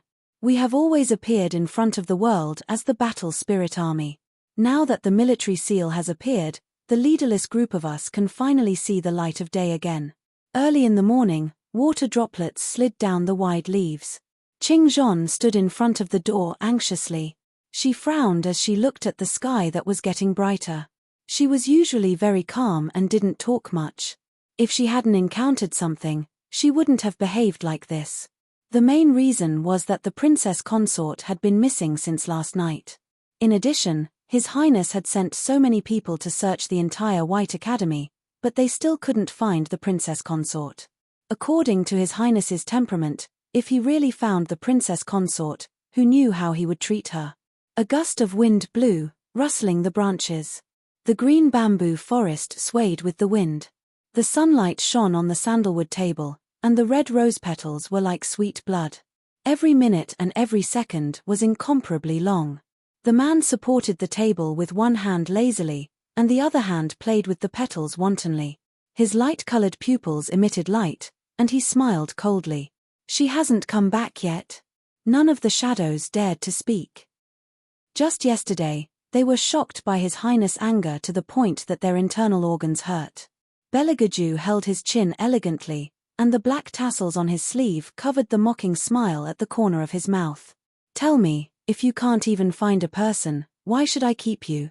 Your Highness. Shadow suddenly opened his mouth. He wasn't worried about himself. What he was worried about was that since last night, the ruthlessness in his master's nature seemed to have been completely ignited. Retired Emperor once said that His Highness could do anything, but he must be stopped before his eyes turned red from killing, otherwise, there would really be rivers of blood everywhere. What? The tone of Bailey Jiaoju's voice was indifferent as he raised the teacup beside him and lightly shook it. The side of his devilishly pale face was indescribably charming and handsome. Shadow, in the end, your words can make me a little happier. Otherwise, get lost immediately. The last word "get lost" was said very coldly. Shadow knew better than anyone how many Shadow Guard's master had crippled in this one night. Shadow knelt on one knee on the ground, his forehead full of cold sweat. According to Princess Consort's temperament, she wouldn't just leave like this. She still hasn't taken back the Hellion family. Moreover, when Princess Consort left, it seemed like she had something to do. It didn't seem like she had completely left. Moreover, if Princess Consort left, she would definitely go find He family's second young master. However, she didn't go to the fine compound. Bailey Jiaoju listened with his face turned sideways. No one could tell whether he was happy or angry. He narrowed his eyes and said, "You're right. She has been planning to leave the palace for a long time. She wouldn't be in such a hurry." As Beligaju spoke, there was no expression on his face. His left hand that was placed on the sandalwood table couldn't help but clench into an iron fist. He carefully supported the red roses in front of him, raising an ice-cold aura. With a bang, that bright as fire, the bouquet that symbolized thick warmth, quietly lay in the corner. Beligaju got up, one hand in his pocket, and arrogantly looked down at that expanse of red. His chest faintly felt somewhat blocked. If she could escape once, she could escape a second time. Even if he found her this time. Her heart was filled with another person. Bang! A fist punched the sandalwood table. Beligaju took a deep breath and raised his arrogant head. His long black hair set off his perfect ice-cold face, and as usual, he was elegant and bewitching. Nothing more than a prey. Better than her, prettier than her, more well-behaved than her. The noble third prince turned around and gradually disappeared behind the screen, faintly revealing a loneliness that made people unable to shift their gazes away. He took off his white outer robe as he walked, along with the white cloth wrapped around his hand, and casually threw it on the large bed. His eyes, as deep as the night, emitted a faint ice-cold aura, but also carried a loneliness that even he didn't understand. Fire Chelene was the person closest to him, so naturally, it could detect a little bit of his emotions. "Master, have you ever thought about it? Perhaps, to you, That woman isn't as simple as a prey. Belagaju's eyes were cold. If she isn't a prey, then what is? You didn't treat your prey like this before. Fire Chelene stroked its handsome fur while muttering. For example, when he treated it, a whole month of vegetable leaves, did he think that he was feeding a dog? Even if he was feeding a dog, he wouldn't eat it. Chapter 3:15. Belagaju wrinkled his long eyebrows. I find that the older you get, the more long-winded you become. Fire Chelene, who is this for? Isn't it because its master has never been in a relationship before? Ah, love. Truly a troublesome little demoness. However, there is one thing that you are right about. This time, my methods are too gentle. As he spoke, Bailey Georgiou stood up from the wooden couch. The light in his eyes was slightly cold. His tall and slender figure was indescribably gentle like jade. However, that pair of eyes contained too much overbearingness. No matter what it is, it's right to hold it in your hands first. Yes. Fire Chelene respectfully bowed its head. Its fiery red beast form was faintly discernible behind Belagaju. The sun shone down. In the superior compound's attic, the little seventh prince slept on a wooden rope. In his arms was a big meat bun. That meant that when he was half asleep and bored, he could take a bite or two. Hellion Vivian sat in front of the window and lazily stretched. She held her chin as she thought about something. Her body was very tired, but her mind was very clear. Her lower abdomen still hurt, especially after coming out of the water. She kept falling down. Woman, your body isn't very good right now. I suggest that you stay by the third prince's side. Think about it, you still need at least, 3 times. That's right, 3 times. Yuan Ming devilishly hooked his lips. Little White transformed into the shape of a white cat and lazily paced on the ground. It was cold and arrogant. What 3 times? Yuan Ming's smile deepened.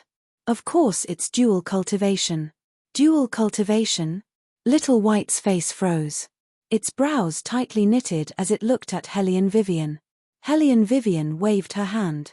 When the time comes, we will think of a way to solve it. There are still 16 days. Yuan Ming reminded her with a smile. Hellion Vivian unhurriedly nodded. That's why we need to solve everything in 16 days. As she spoke, she picked up the invitation that Tu Su Feng instructed someone to deliver. On it was clearly written that the third test would be held in the academy. At that time, all of the new students would be in the center of the courtyard and begin to learn how to contract with their own spirit beast. At that time, they would need to be prepared for the arrival of the test. He wondered what the content of the test would be. Hellion Vivian put away the invitation and looked at the color of the sky outside. It's about time. The students from the superior compound are also starting to head to the courtyard. Xiao Bai, go wake Xiao Qi up. We'll tidy up a bit and head to the courtyard. All right. Little White replied coldly. When she walked past Hellion Vivian, she added, the matter with the battle spirit forces won't be resolved so quickly. When you're looking for spirit beasts, keep an eye on them. If anything happens, bite your finger and summon me. Hellion Vivian nodded and narrowed her eyes. It seemed that even Little White had felt it. The White Academy's sky was about to change. Rumble. A clap of thunder rang out. Large raindrops fell on the green stone tiles. The man held a folded umbrella and stood under the dim light as if he was waiting for someone. Yun Biluo, who was walking forward with the help of a maid, paused her steps and ordered the person beside her, you go somewhere else first. Yes, Miss Yun. The maid retreated quickly. Yun Biluo walked up and saw that there was no one around. Then, she knelt on one knee. Master. Get up. The man turned around. His well-made long sleeves were slightly rolled up. His slender fingers held the folded umbrella and sized her up. It seems that the cup on your body has been very obedient recently. Yun Biluo's body stiffened. Yes. So you don't plan to do what I asked you to do seriously? The man raised his head and looked at her. There was an evil aura at the corner of his mouth that did not match his face. Do you think that you'll have nothing to worry about once you've established a relationship with the Murong family?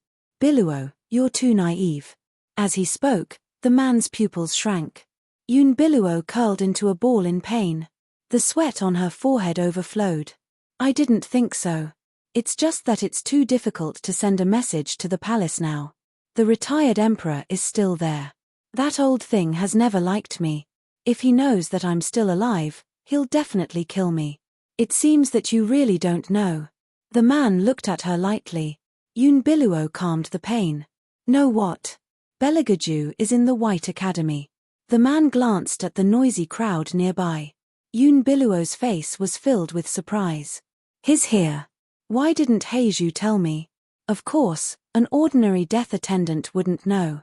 The man paused, his eyes gleaming. Besides, he won't tolerate a servant breaking the rules. If your sister doesn't show up tonight, she's probably dead. As he spoke, the man looked at Yoon Biluo.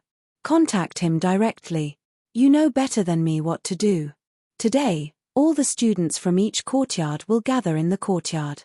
You'll see him then. As he spoke, the man held up the umbrella again. He straightened his back and stood in a standard posture. His smile covered all the danger just now as he walked into the heavy rain. Yoon Biluo suppressed the excitement from the bottom of her heart.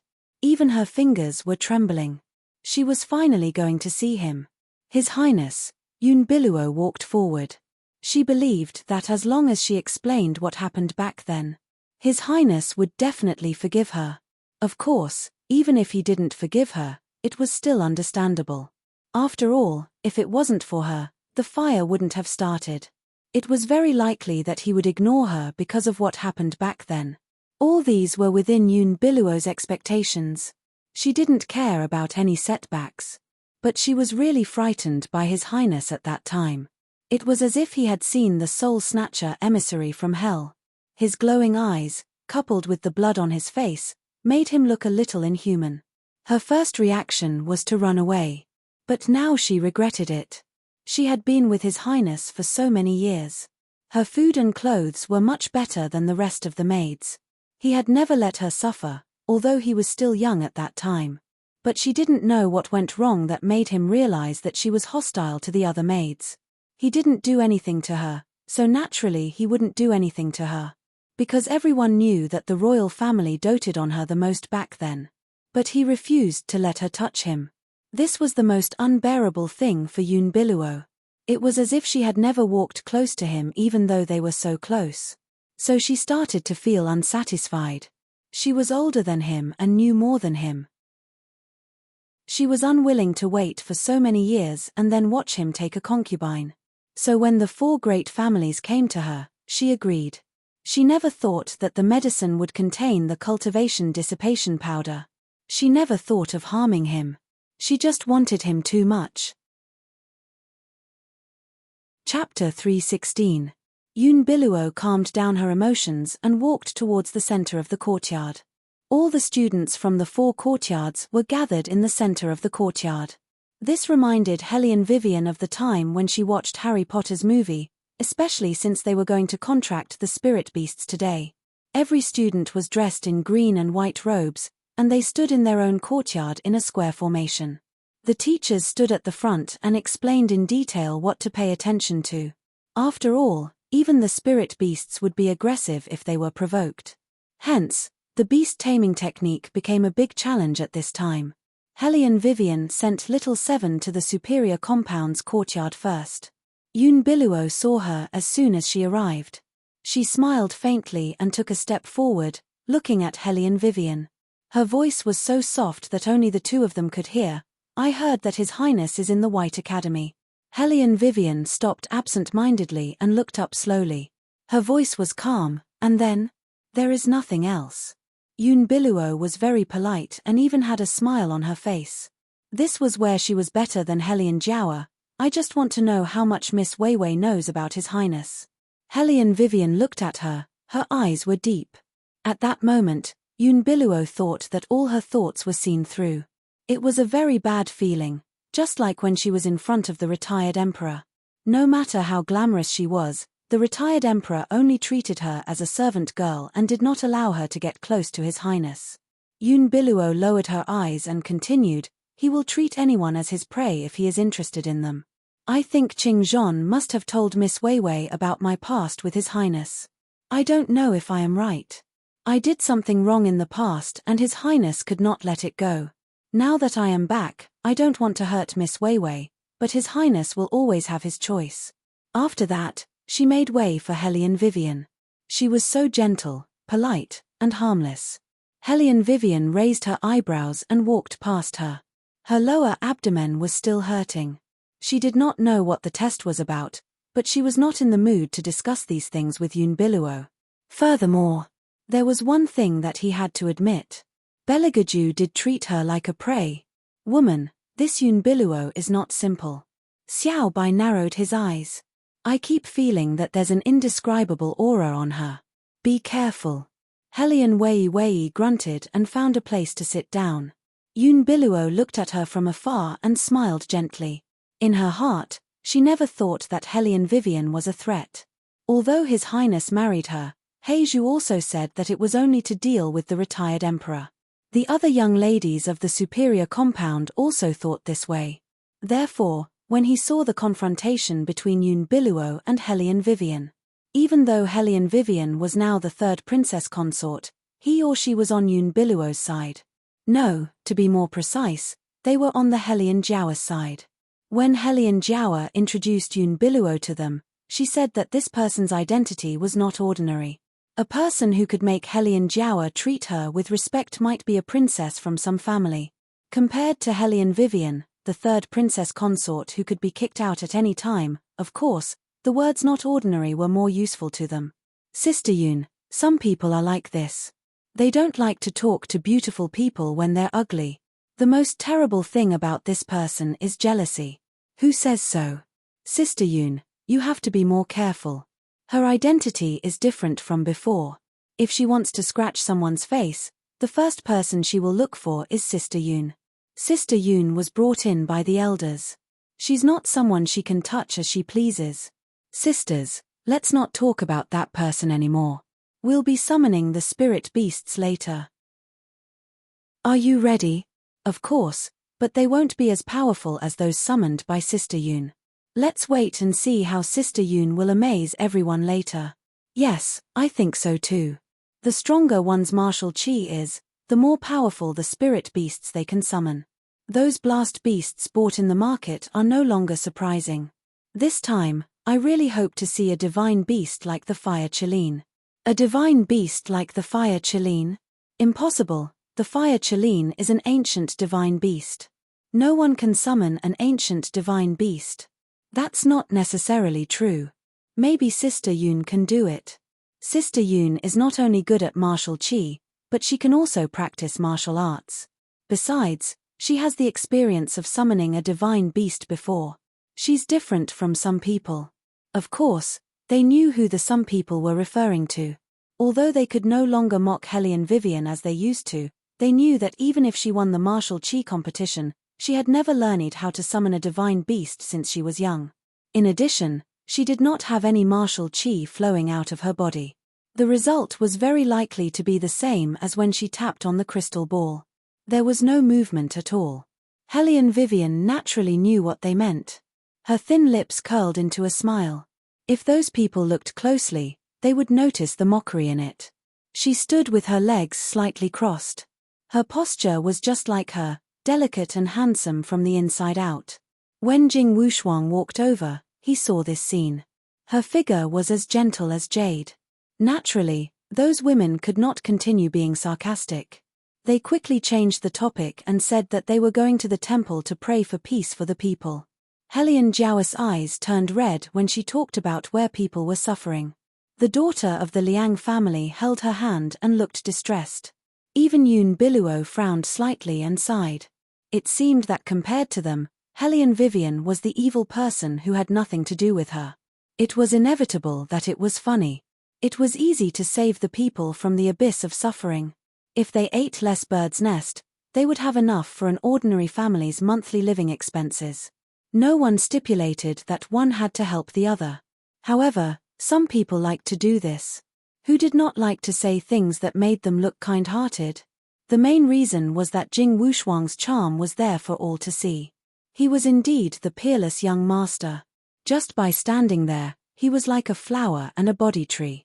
He was so charming. Many women were blushing. He just walked over and smiled gently at Helene Vivian. You didn't even attend the first class. The teacher called your name and said that he would teach you a lesson after seeing you. But, where have you been? Why are you so late? Helene Vivian was about to speak. A familiar cold voice came from behind. I also want to know where my sugar daddy went. Chapter 317. There was only one thought in Helene Vivian's mind. That would be, bad. She coughed softly before she turned around. Bailey Georgiou had already strolled in. His long legs were long and slender, and he wore a fur cloak. Unexpectedly, he was dressed in an expensive black outfit. He looked like a noble young master from a painting. His sleeves were embroidered with floating clouds using black thread, and a silver button was buttoned. He had a grave and stern look that was different from the past. When one got closer, one could smell the residual smell of ice and snow on his body. Why aren't you talking? He looked at her condescendingly. The corners of his mouth were slightly raised, but there was an indescribable coldness in it. Who would have thought that the person who was as cold as an ice sculpture a moment ago would bend down in the next second as if there was no one around? His voice slid past her ears. Do you want me to deal with you now or later?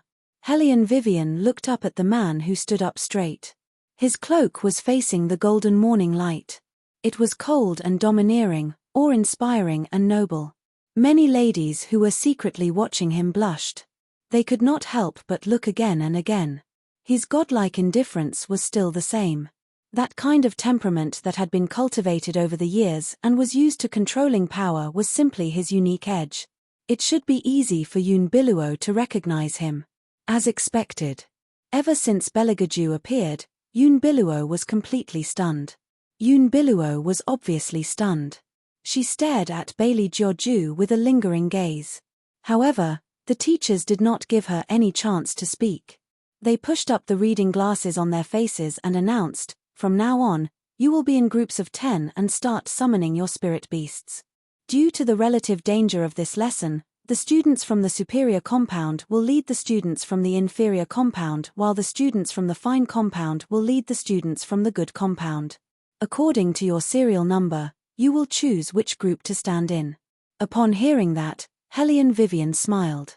She looked up at Bellegarde and said, why don't we line up first? Under the bright light, Bailey Georgiou coldly looked at her.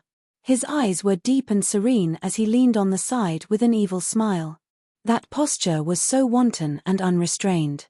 It was unknown whether it was a coincidence or not, but all the trees started to sway. Come with me, he said in a domineering tone that he had been used to for many years. She didn't like this feeling very much. That kind of indescribable pressure and urgency made her feel very uncomfortable. Most importantly, she hated being threatened. Helene Vivian glanced at An Ying behind him. She didn't say anything and just walked over. Her idea was very simple. She would wait for him to finish sorting out his matters before coming back to talk to her. When she saw him rush out yesterday, she knew that Unveils treated him differently. However, why was there still no result? Or perhaps he really wanted her to continue being Unveils' shield? Helene Vivian narrowed her eyes and smiled coldly. The pain in her lower abdomen also made her less patient than usual. However, there was one thing she would never do. She would never be anyone's shield. Collaboration was one thing, but asking her to take a bullet for someone else? That's impossible. Helene Vivian walked forward without any intention of stopping. Bellegarde's gaze became colder and colder. He clenched his fists under his long sleeves. The coldness in his eyes made even the teacher's scalp tingle when he walked over. The only one who dared to look at him directly was Jing Wushuang. However, he just stood aside with no intention of interfering. He smiled gently. Bellegarde turned around and looked at the teacher. The teacher thought that the student in front of him would strangle him to death in the next moment. Unexpectedly, Bellegarde turned around and stood at his position according to the serial number. His eyes darkened as if he saw someone. Unveils looked at Bellegarde from afar through the crowd. She took a deep breath. Nothing could be rushed. Moreover, she could not ruin the master's plan. There was a bug in her body. Once she angered that man, she would only end up dead. Anyway, the master had said that as long as she could return to His Highness, he would remove the bug for her. She had to bear with it as long as she could kill 2 birds with 1 stone. Yoon Biluo's eyes darkened and formed a circle with the people around her. On the other side, Beligaju and the little 7th prince formed a team from afar. The other people from the superior compound were always hostile to Beligaju, but they did not dare to provoke him. The little 7th prince was different. The little 7th prince was very excited. The way he expressed his excitement was very unique. His small body stood straight, and his expression was very serious. When the people at the side saw this, their faces were filled with shock. One had to know that their little senior brother was not usually like this. The little 7th prince did not care about the others, not even the teacher's explanation. He moved to Beligaju's side with his 2 thick legs. He lowered his black hair and said in a voice that only the 2 of them could hear, "Third brother, do you have any jerky with you? I'm hungry." "No." Beligaju's voice sounded colder than usual. The little 7th prince sensed danger and his eyebrows twitched. He was about to withdraw his short legs. "You go and change your sister-in-law to this team," Beligaju ordered in an indifferent voice. The little 7th prince looked at the team in the distance and then at his third brother's cold face. He bit his thumb and said, "Not this time." Beligaju raised his good-looking eyebrows. The little 7th prince put on a fierce face and whispered in Beligaju's ear, "The dean said that we have to follow the rules. Otherwise, the battle spirit forces will not give us the bonus. I'm in the same team with my 3rd sister-in-law. I'm going to summon a big guy later." Battle spirit forces? Beligaju seemed to have thought of something. The coldness in his eyes faded a little. "You went to the battle spirit forces camp yesterday?" The little one nodded and told the story unhappily. "Yes, it was underground. I fell into the water, but there was not a single fish in the water. Fortunately, 3rd sister-in-law saved me. Otherwise, I would have starved to death in the water. Shadow, it was indeed very cruel, but shouldn't one drown first after falling into the water?" After listening to his little brother's explanation, Beligaju's face did not change at all. It was as if it was a matter of course. This made the little one feel more and more that a place without fish could not be called water at all. "Also, we encountered a very cunning demonic beast. The dean said it was a test." The little 7th prince narrowed his tiger eyes. "That demonic beast came out from underground. At first, it did not have a shape. It wanted to attack me and my 3rd sister-in-law. My 3rd sister-in-law killed one of them. The other one is now nowhere to be found." Fire Chelene heard this and suddenly said, "It's the demon-transforming beast. Master, someone must have entered the White Academy. It's not easy to summon these demonic beasts." Chapter 318. Demon-transforming beast. Beligaju narrowed his eyes. When he heard the name again, there was an obvious coldness in his eyes that was not there before. Of course, Fire Chelene knew what he was thinking.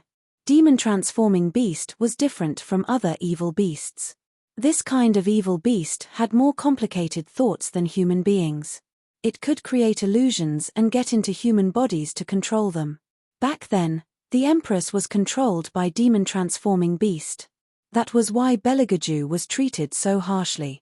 Of course, it was also related to the fact that the Empress disliked Beligaju since he was young. When she was pregnant with Beligaju, the Emperor started to be obsessed with women. She thought it was the child in her belly that delayed him. No matter how the people around her advised her to give birth to a prince so that she could have glory in the future, her resentment toward Beligaju did not subside. However, the Empress did not say that she did not want this child. She thought she could use this child to win the Emperor's heart back.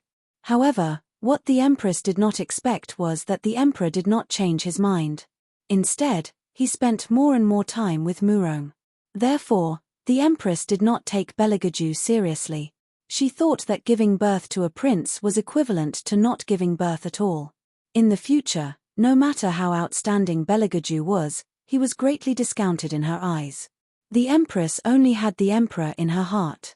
It was difficult for her to care about other people. It was the same even if that person was her own son. Therefore, this gave demon-transforming beast a chance to invade and control a person with inner demons. It was easier than controlling other people.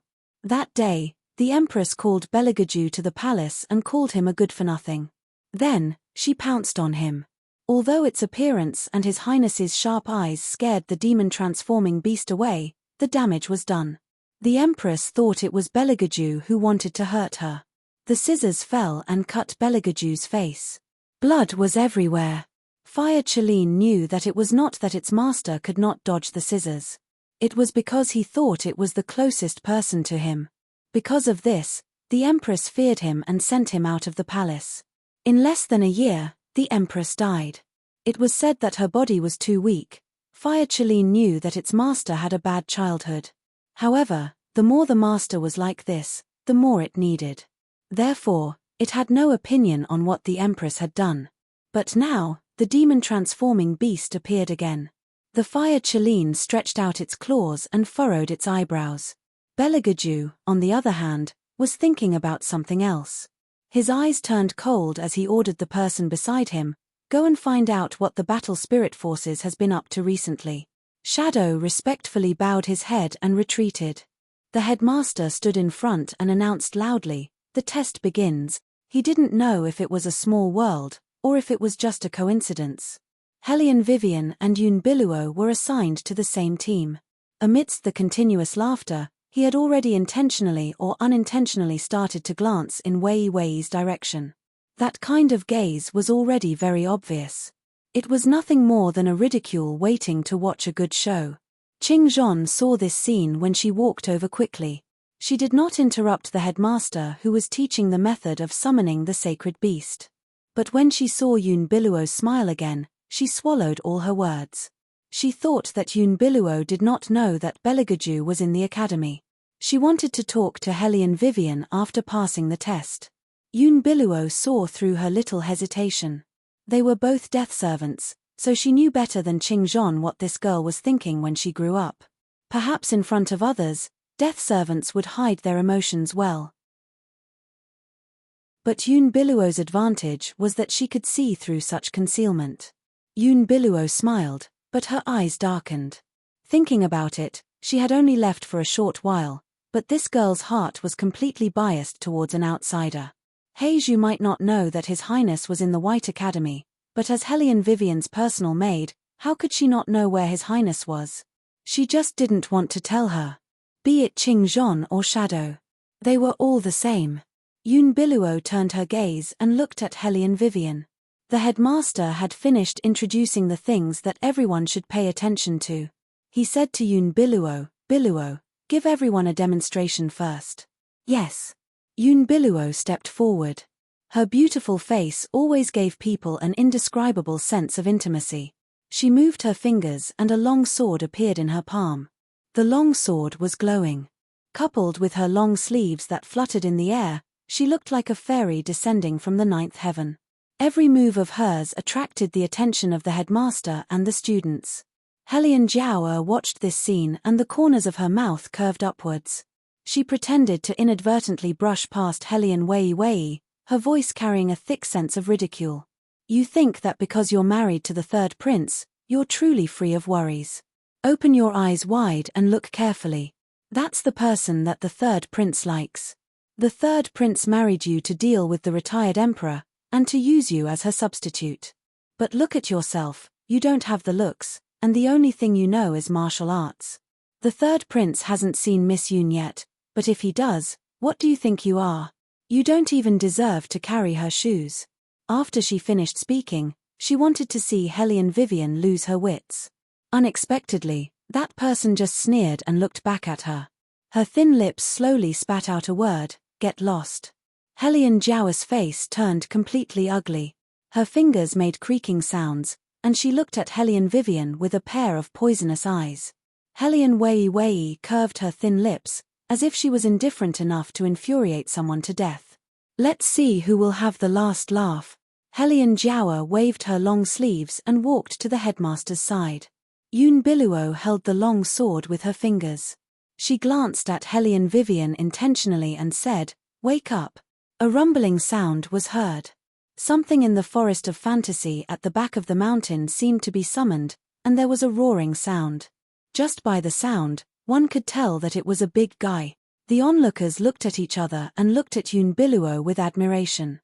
Even the headmaster stroked his long beard and nodded with satisfaction. Yun Biluo lifted her long sleeves and said, "Rise." The roaring sound became more and more obvious. It came from afar and approached. A pair of crimson wings flew up from the forest, then skimmed over the roof and stopped firmly in front of Yun Biluo. "It's a double-winged beast. God, I haven't seen such a huge double-winged beast. Look, its whole body is on fire. It's amazing." The students were excited, but the headmaster stopped them all. "You can go after it's tamed." It was not easy to tame such a huge double-winged beast. Chapter 319. However, Yun Biluo did not seem to care about this. She cut her finger as she waved her long sword. The blood splashed onto the double-winged beast's face. Then, she said, "Keep." The crimson eyes of the double-winged beast gradually dimmed as if it was being controlled by someone. Its movements became gentler, but its eyes made people feel uncomfortable. However, the bystanders could not see this scene at all. Every student was excited to be able to summon such a huge double-winged beast. Seeing that the double-winged beast had quietened down, everyone ran over and surrounded the double-winged beast, looking left and right. It was their first time observing a spirit beast that was summoned directly from the forest of fantasy at such a close distance. They chatted excitedly. Yun Biluo retracted her hand and stood in front of the double-winged beast. She smiled gently at the crowd, looking very gentle and beautiful. Qingzhon's face turned pale in an instant. Not because of anything else. It was because His Highness was looking at them too. Hellion Jiaowa was happier than anyone else at this moment because she had not tasted the feeling of stepping on that little bitch for a long time. This was definitely a good opportunity. With a pair of sinister eyes, she was only thinking of letting the third prince know that Yun Biluo was back as soon as possible through this test. That way, she could avoid the misfortune of marrying Huayan after this semester. Because by then, Yun Biluo would definitely listen to their arrangement and help her to plead with the third prince. As long as she could get out of this, she could regroup and climb up again. She would not give up. Since young, she was much better than that little bitch. Why should she be the one to marry into the palace? Hellion Jiaowa narrowed her eyes. She would like to see how she, the third princess consort, would lose to a foreign freshman. Princess consort. Qingzhon retracted her gaze and held Hellion Vivian's hand worriedly. Her body was half tilted, as if she wanted to block Belegaju's sight. Hellion Vivian glanced at her. "Qingzhon, even if you cover it like this, he will see it sooner or later if he wants to. It's useless, move away." Qingzhon looked at Hellion Vivian's indifferent eyes. She lowered her arm and stood aside. She lowered her eyes and said, "Yes." Across the crowd, Yun Biluo finally met Belegaju's gaze. Looking at the man's slightly furrowed brows, she smiled. She knew that His Highness had never forgotten her. As expected, Yun Biluo lowered her eyes, and there was more affection in them. Hellion Vivian watched this scene. The pain in his lower abdomen never stopped. But it didn't affect her expression. Come to think of it, other than the fact that Belegaju chose her because she was interesting, perhaps the rest was to make use of her. This was how it should be. People who approached her always had ulterior motives. In this world, she was an orphan with no power or influence. What was the purpose of a prince marrying her? Just like this body, she used to like Murong Changfeng so much. In order to attract his attention, she even went to the East House to ask for money from Madame Su. She also picked up Hellion Jiaowa's clothes to wear. Since everyone liked Hellion Jiaowa and he looked at Hellion Jiaowa with a gentle gaze, would he not hate her so much if she wore Hellion Jiaowa's clothes? Only she knew how much complaints and disdain she had to endure in order to wear the clothes she wore. She didn't have a mother, and she didn't have a maid to order around. All her efforts were just to bring back the childhood Murong Changfeng. However, every time, She only got his disgust. And the laughter of those young masters and the sarcasm of those young ladies. What was Murong Changfeng doing at that time?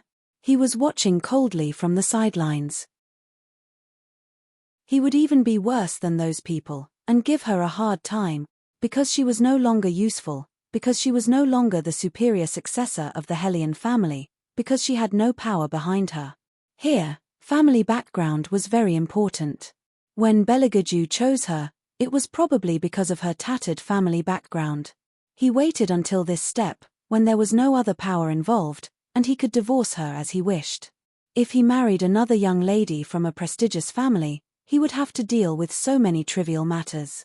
It was undeniable that Beligaju had a good plan. But things weren't so long-winded. She had already said that if he needed, she could give up her position to the person in his heart at any time. What's more, the two of them had agreed to cooperate from the very beginning. She had been doing business for so many years, and there was nothing that she didn't follow the rules in. He really didn't understand her. Hellion Vivian retracted her gaze and saw Yun Biluo seemingly smiling at her. The rest were waiting to see how she was going to summon the spirit beasts.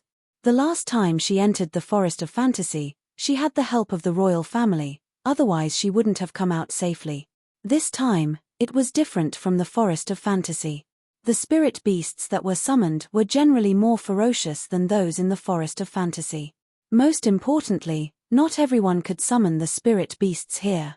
There were already a few people in the inferior compound who couldn't summon the spirit beasts, and even some of the people in the good compound with poor qualifications could only sigh. In comparison, the probability of Hellion Vivian summoning the spirit beasts was very low. But the next one to be summoned was not Hellion Vivian. It was Jing Wushuang. He put one hand in front of his pale lips and coughed softly.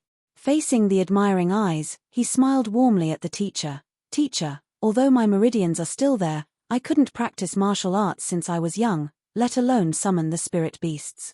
So I won't waste your time, let the next person start. Couldn't practice martial arts since you were young? The teacher looked at him, who had a dignified appearance and was knowledgeable, and shook his head regretfully. The dean did tell me about your situation, so you can only watch from the side. If you're too tired, just tell me. Okay. Jing Wushuang was always reserved. After this conversation, almost everyone knew that this jade-like handsome freshman was sick and had no offensive power. The male students breathed a sigh of relief. They were really worried that there would be another one like the two powerful bastards from the inferior compound. It seemed that the freshman this time was very ordinary except for his face. The male students nodded satisfactorily and turned back to continue summoning the spirit beasts. If that's the case, then the next student will summon directly, the teacher said calmly. The next student was Hellion Vivian. The Hellion Jiaoer couldn't wait to watch a good show. Hellion Wei Wei merely smiled, put on a blazing green fur robe, and strolled to the location of the main courtyard. Her steps were very steady, her posture was straight, her wide long sleeves fluttered in the wind, making her look like a queen walking in the darkness.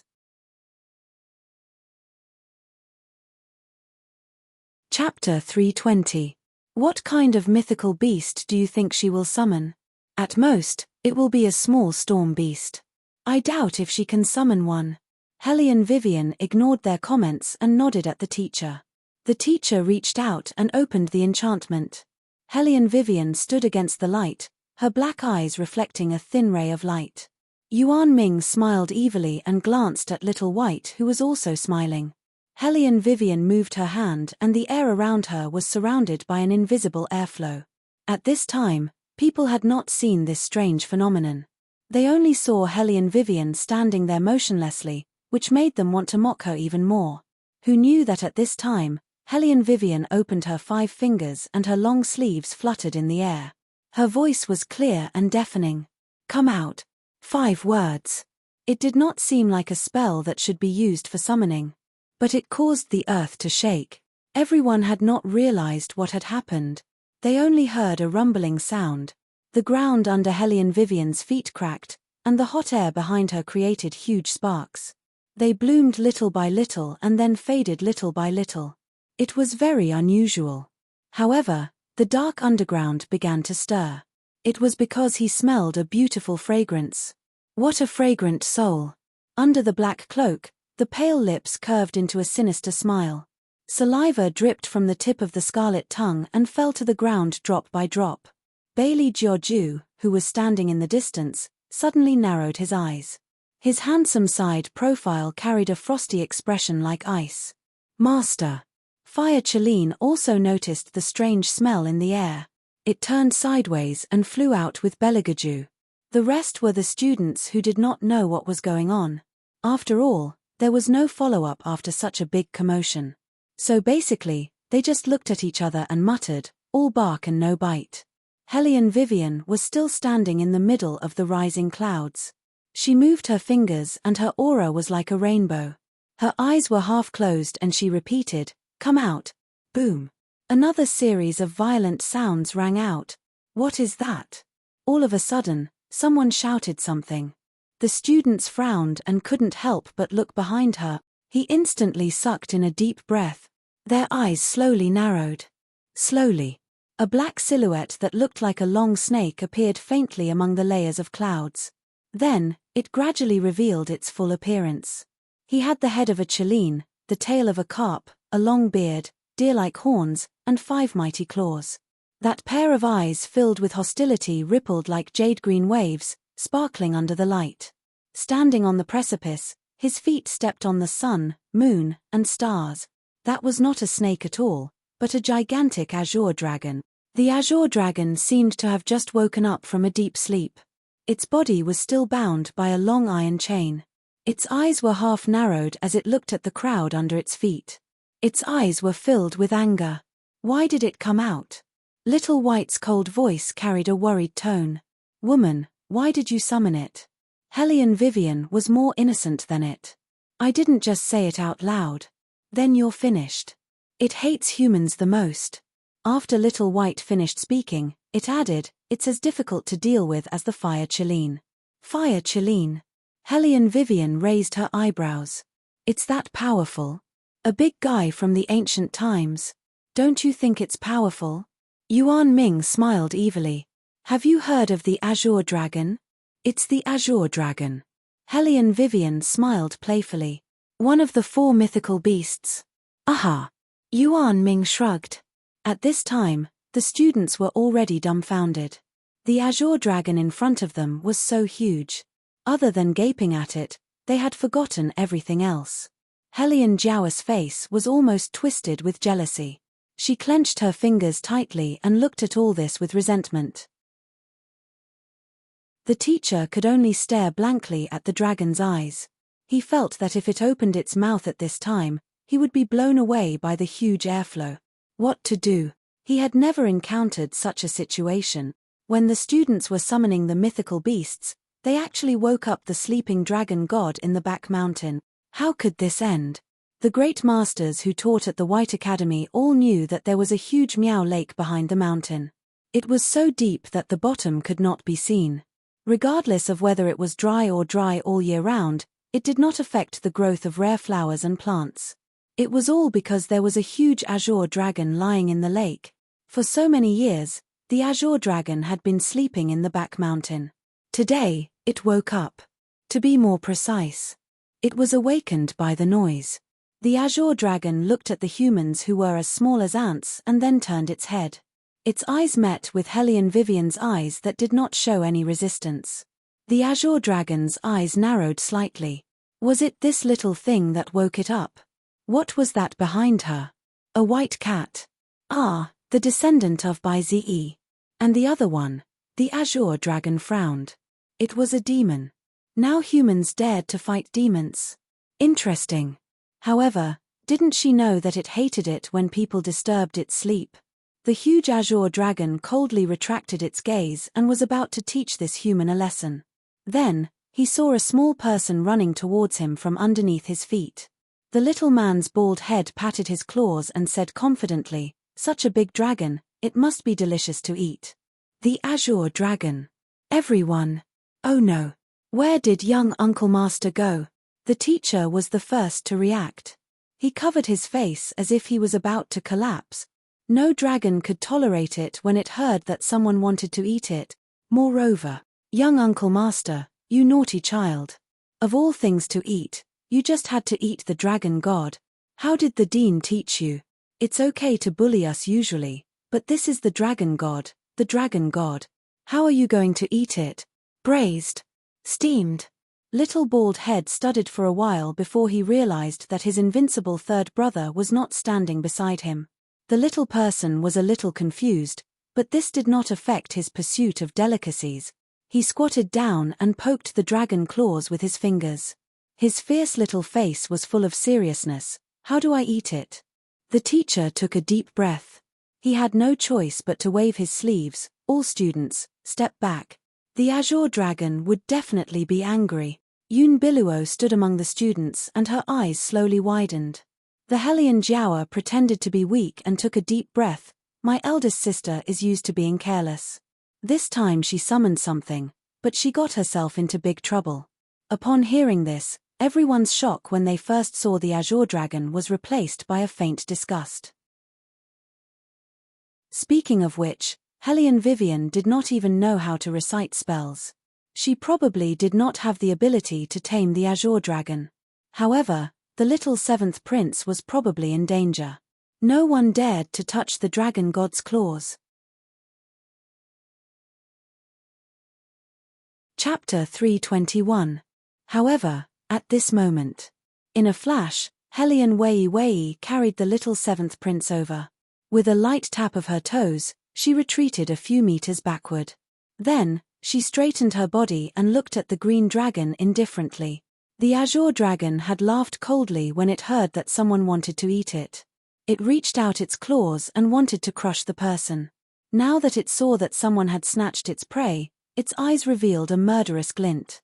However, as an ancient divine beast, it was naturally more polite than other spiritual beasts. Before killing someone, it had to be polite before resorting to force. Human. The azure dragon looked at Hellion Vivian and slowly opened its mouth. Let go of the little guy and I'll forgive you for waking me up. Otherwise, I'll crush both of you into meat patties. Hellion Vivian raised her eyebrows and realized that the azure dragon was using consciousness to communicate. She narrowed her eyes and said, I'm very sorry for waking you up. You can see that our academy is conducting a summoning test. I don't know what happened, but I've summoned you. I can apologize for that, but I can't hand this little guy over to you. Human, you're very bold. However, the azure dragon waved its huge tail and laughed coldly. No one has ever dared to escape from my wrath. As it spoke, its huge claws descended. When it landed on the ground, the entire academy seemed to shake. The students were thrown into disarray by this attack. Some fell, while others dropped their belongings. Hellion Vivian quickly dodged with the little guy in her arms. When the azure dragon raised its claws, it glanced at the ground again. With a scornful look, it stomped down again. Hellion Vivian thought that she would be able to escape this time as well. She did not expect that the azure dragon's claws would carry such a strong murderous aura. Even though Hellion Wei Wei managed to avoid being trampled by the claws, her internal organs were also shaken by the baleful aura. Her whole body also followed and fell downwards. The azure dragon thought that she was definitely going to die this time. It was about to follow up with a second stomp. Swoosh. Hellion Vivian quickly got up. She held the umbrella with her fingers and flew into the air. Then, she swooped down and put the little guy down. Then, she turned around beautifully. Her left hand grabbed the iron chain that was imprisoning the azure dragon. Roar. A dragon's roar. Everyone covered their ears. Lightning flashed and thunder rumbled. Even the wind and clouds were churning. However, Hellion Wei Wei stood upright in the middle of the whirlpool, her hand still gripping that long iron chain, without the slightest intention of letting go. The azure dragon turned its head to the side, wanting to get rid of her, but unknowingly, she was already riding on its body. Hey, boss dragon, do you want to get rid of this iron chain? Hellion Wei Wei sat on the dragon's back with bloodstains at the corner of her mouth, but her expression was more excited than ever. If you want, I can help you undo it, but there is one condition. You must obey my orders. The azure dragon coldly snorted. Human, are you dreaming? Do you know what this iron chain is made of? It's made of the ultimate black ice iron. It's engraved with the seal of an ancient god. Can you undo it? The seal only works on beasts. I'm not a beast. Hellion Vivian's thin lips curled up. Also, this iron chain is not that difficult to undo. Any cold weapon has its button. You just need to find it. The Azure Dragon was silent for a while. A long time ago, I swore that I would only be loyal to one person. Although that person has disappeared, I'm still waiting for him. So, I can't obey your orders. That's easy. Hellion Vivian wiped the back of her hand. We don't need to sign a contract. You only need to help me 3 times. After that, I'll let you go and find your master. You're trapped here. Even if your master shows up, you won't know. Why don't you cooperate with me? The Azure Dragon narrowed his eyes and tossed about in the clouds. Can you really undo the mysterious ice iron chain? Yes. Hellion Wei lowered her eyes and looked at the iron chain in her palm. However, it will take some time. Boss Long, please don't move for now. I will be responsible for whoever you trample to death underground. After all, I was the one who summoned you. The Azure Dragon replied with a deep voice, but it was a little strange that a human could summon it. However, it didn't think too much about it. Because the black ice iron chain on its body had trapped it for too long. 1,000 years ago. The palace fell and its master disappeared. It wanted to find the humans and ask for an explanation. So it roamed the world and burned countless villages and cities. It angered the god of tribulation and locked it at the bottom of the Green Dragon Lake for 1,000 years. For 1,000 years, its initial anger gradually turned into disappointment. In the end, it became dead calm. It began to accept the fact that its master was gone and lost all interest in the world. In the end, it fell asleep at the bottom of the lake. It had forgotten what sunlight tasted like. If it wasn't for this girl, it would still be muddle-headed, holding on to the hope of dying, waiting for its master. Now, it could finally get rid of the iron chain. No matter how introverted the Azure Dragon was, Hellion Vivian knew how much it wanted to get out of the cage from the light in its eyes. Hellion Vivian didn't waste any time. She followed the iron chain and descended quickly. Her purpose was to find the source of the iron chain. The students didn't know what was going on. They only saw the Azure Dragon's big mouth moving and thought that it had swallowed Hellion Vivian whole and was now chewing her bones. Hellion Jiawa laughed sinisterly. She didn't expect that bitch to dig her own grave in the end. How satisfying. However, Yunbiluo didn't think that it was that simple. The blood serpent beast that was supposed to respond to her lost connection at this moment. How could this be? Yunbiluo looked up in confusion and saw Hellion Vivian climbing down the iron chain. She didn't die. She was going to unlock the iron chain. Once the iron chain was unlocked, the dragon god would recognize her as its master. She had to stop her. Yunbiluo's eyes flashed. She lowered her arm and black blood flowed to the ground. She seemed to be chanting a spell. Bang! The creatures below were getting more and more restless. As if it was enlightened, its blood-red eyes suddenly shook. It wanted to get up again, but it was blocked by a figure in black with long hair. That person was very handsome. He had a cold and noble figure. He was wearing a long robe that reached his knees, but there wasn't a single speck of dust on his body. There was a faint smile on his lips. However, the magical snake beast felt a deep fear in its body. It was an oppression that came from the depths of its blood. It locked its throat tightly and froze its body subconsciously. Who is this person?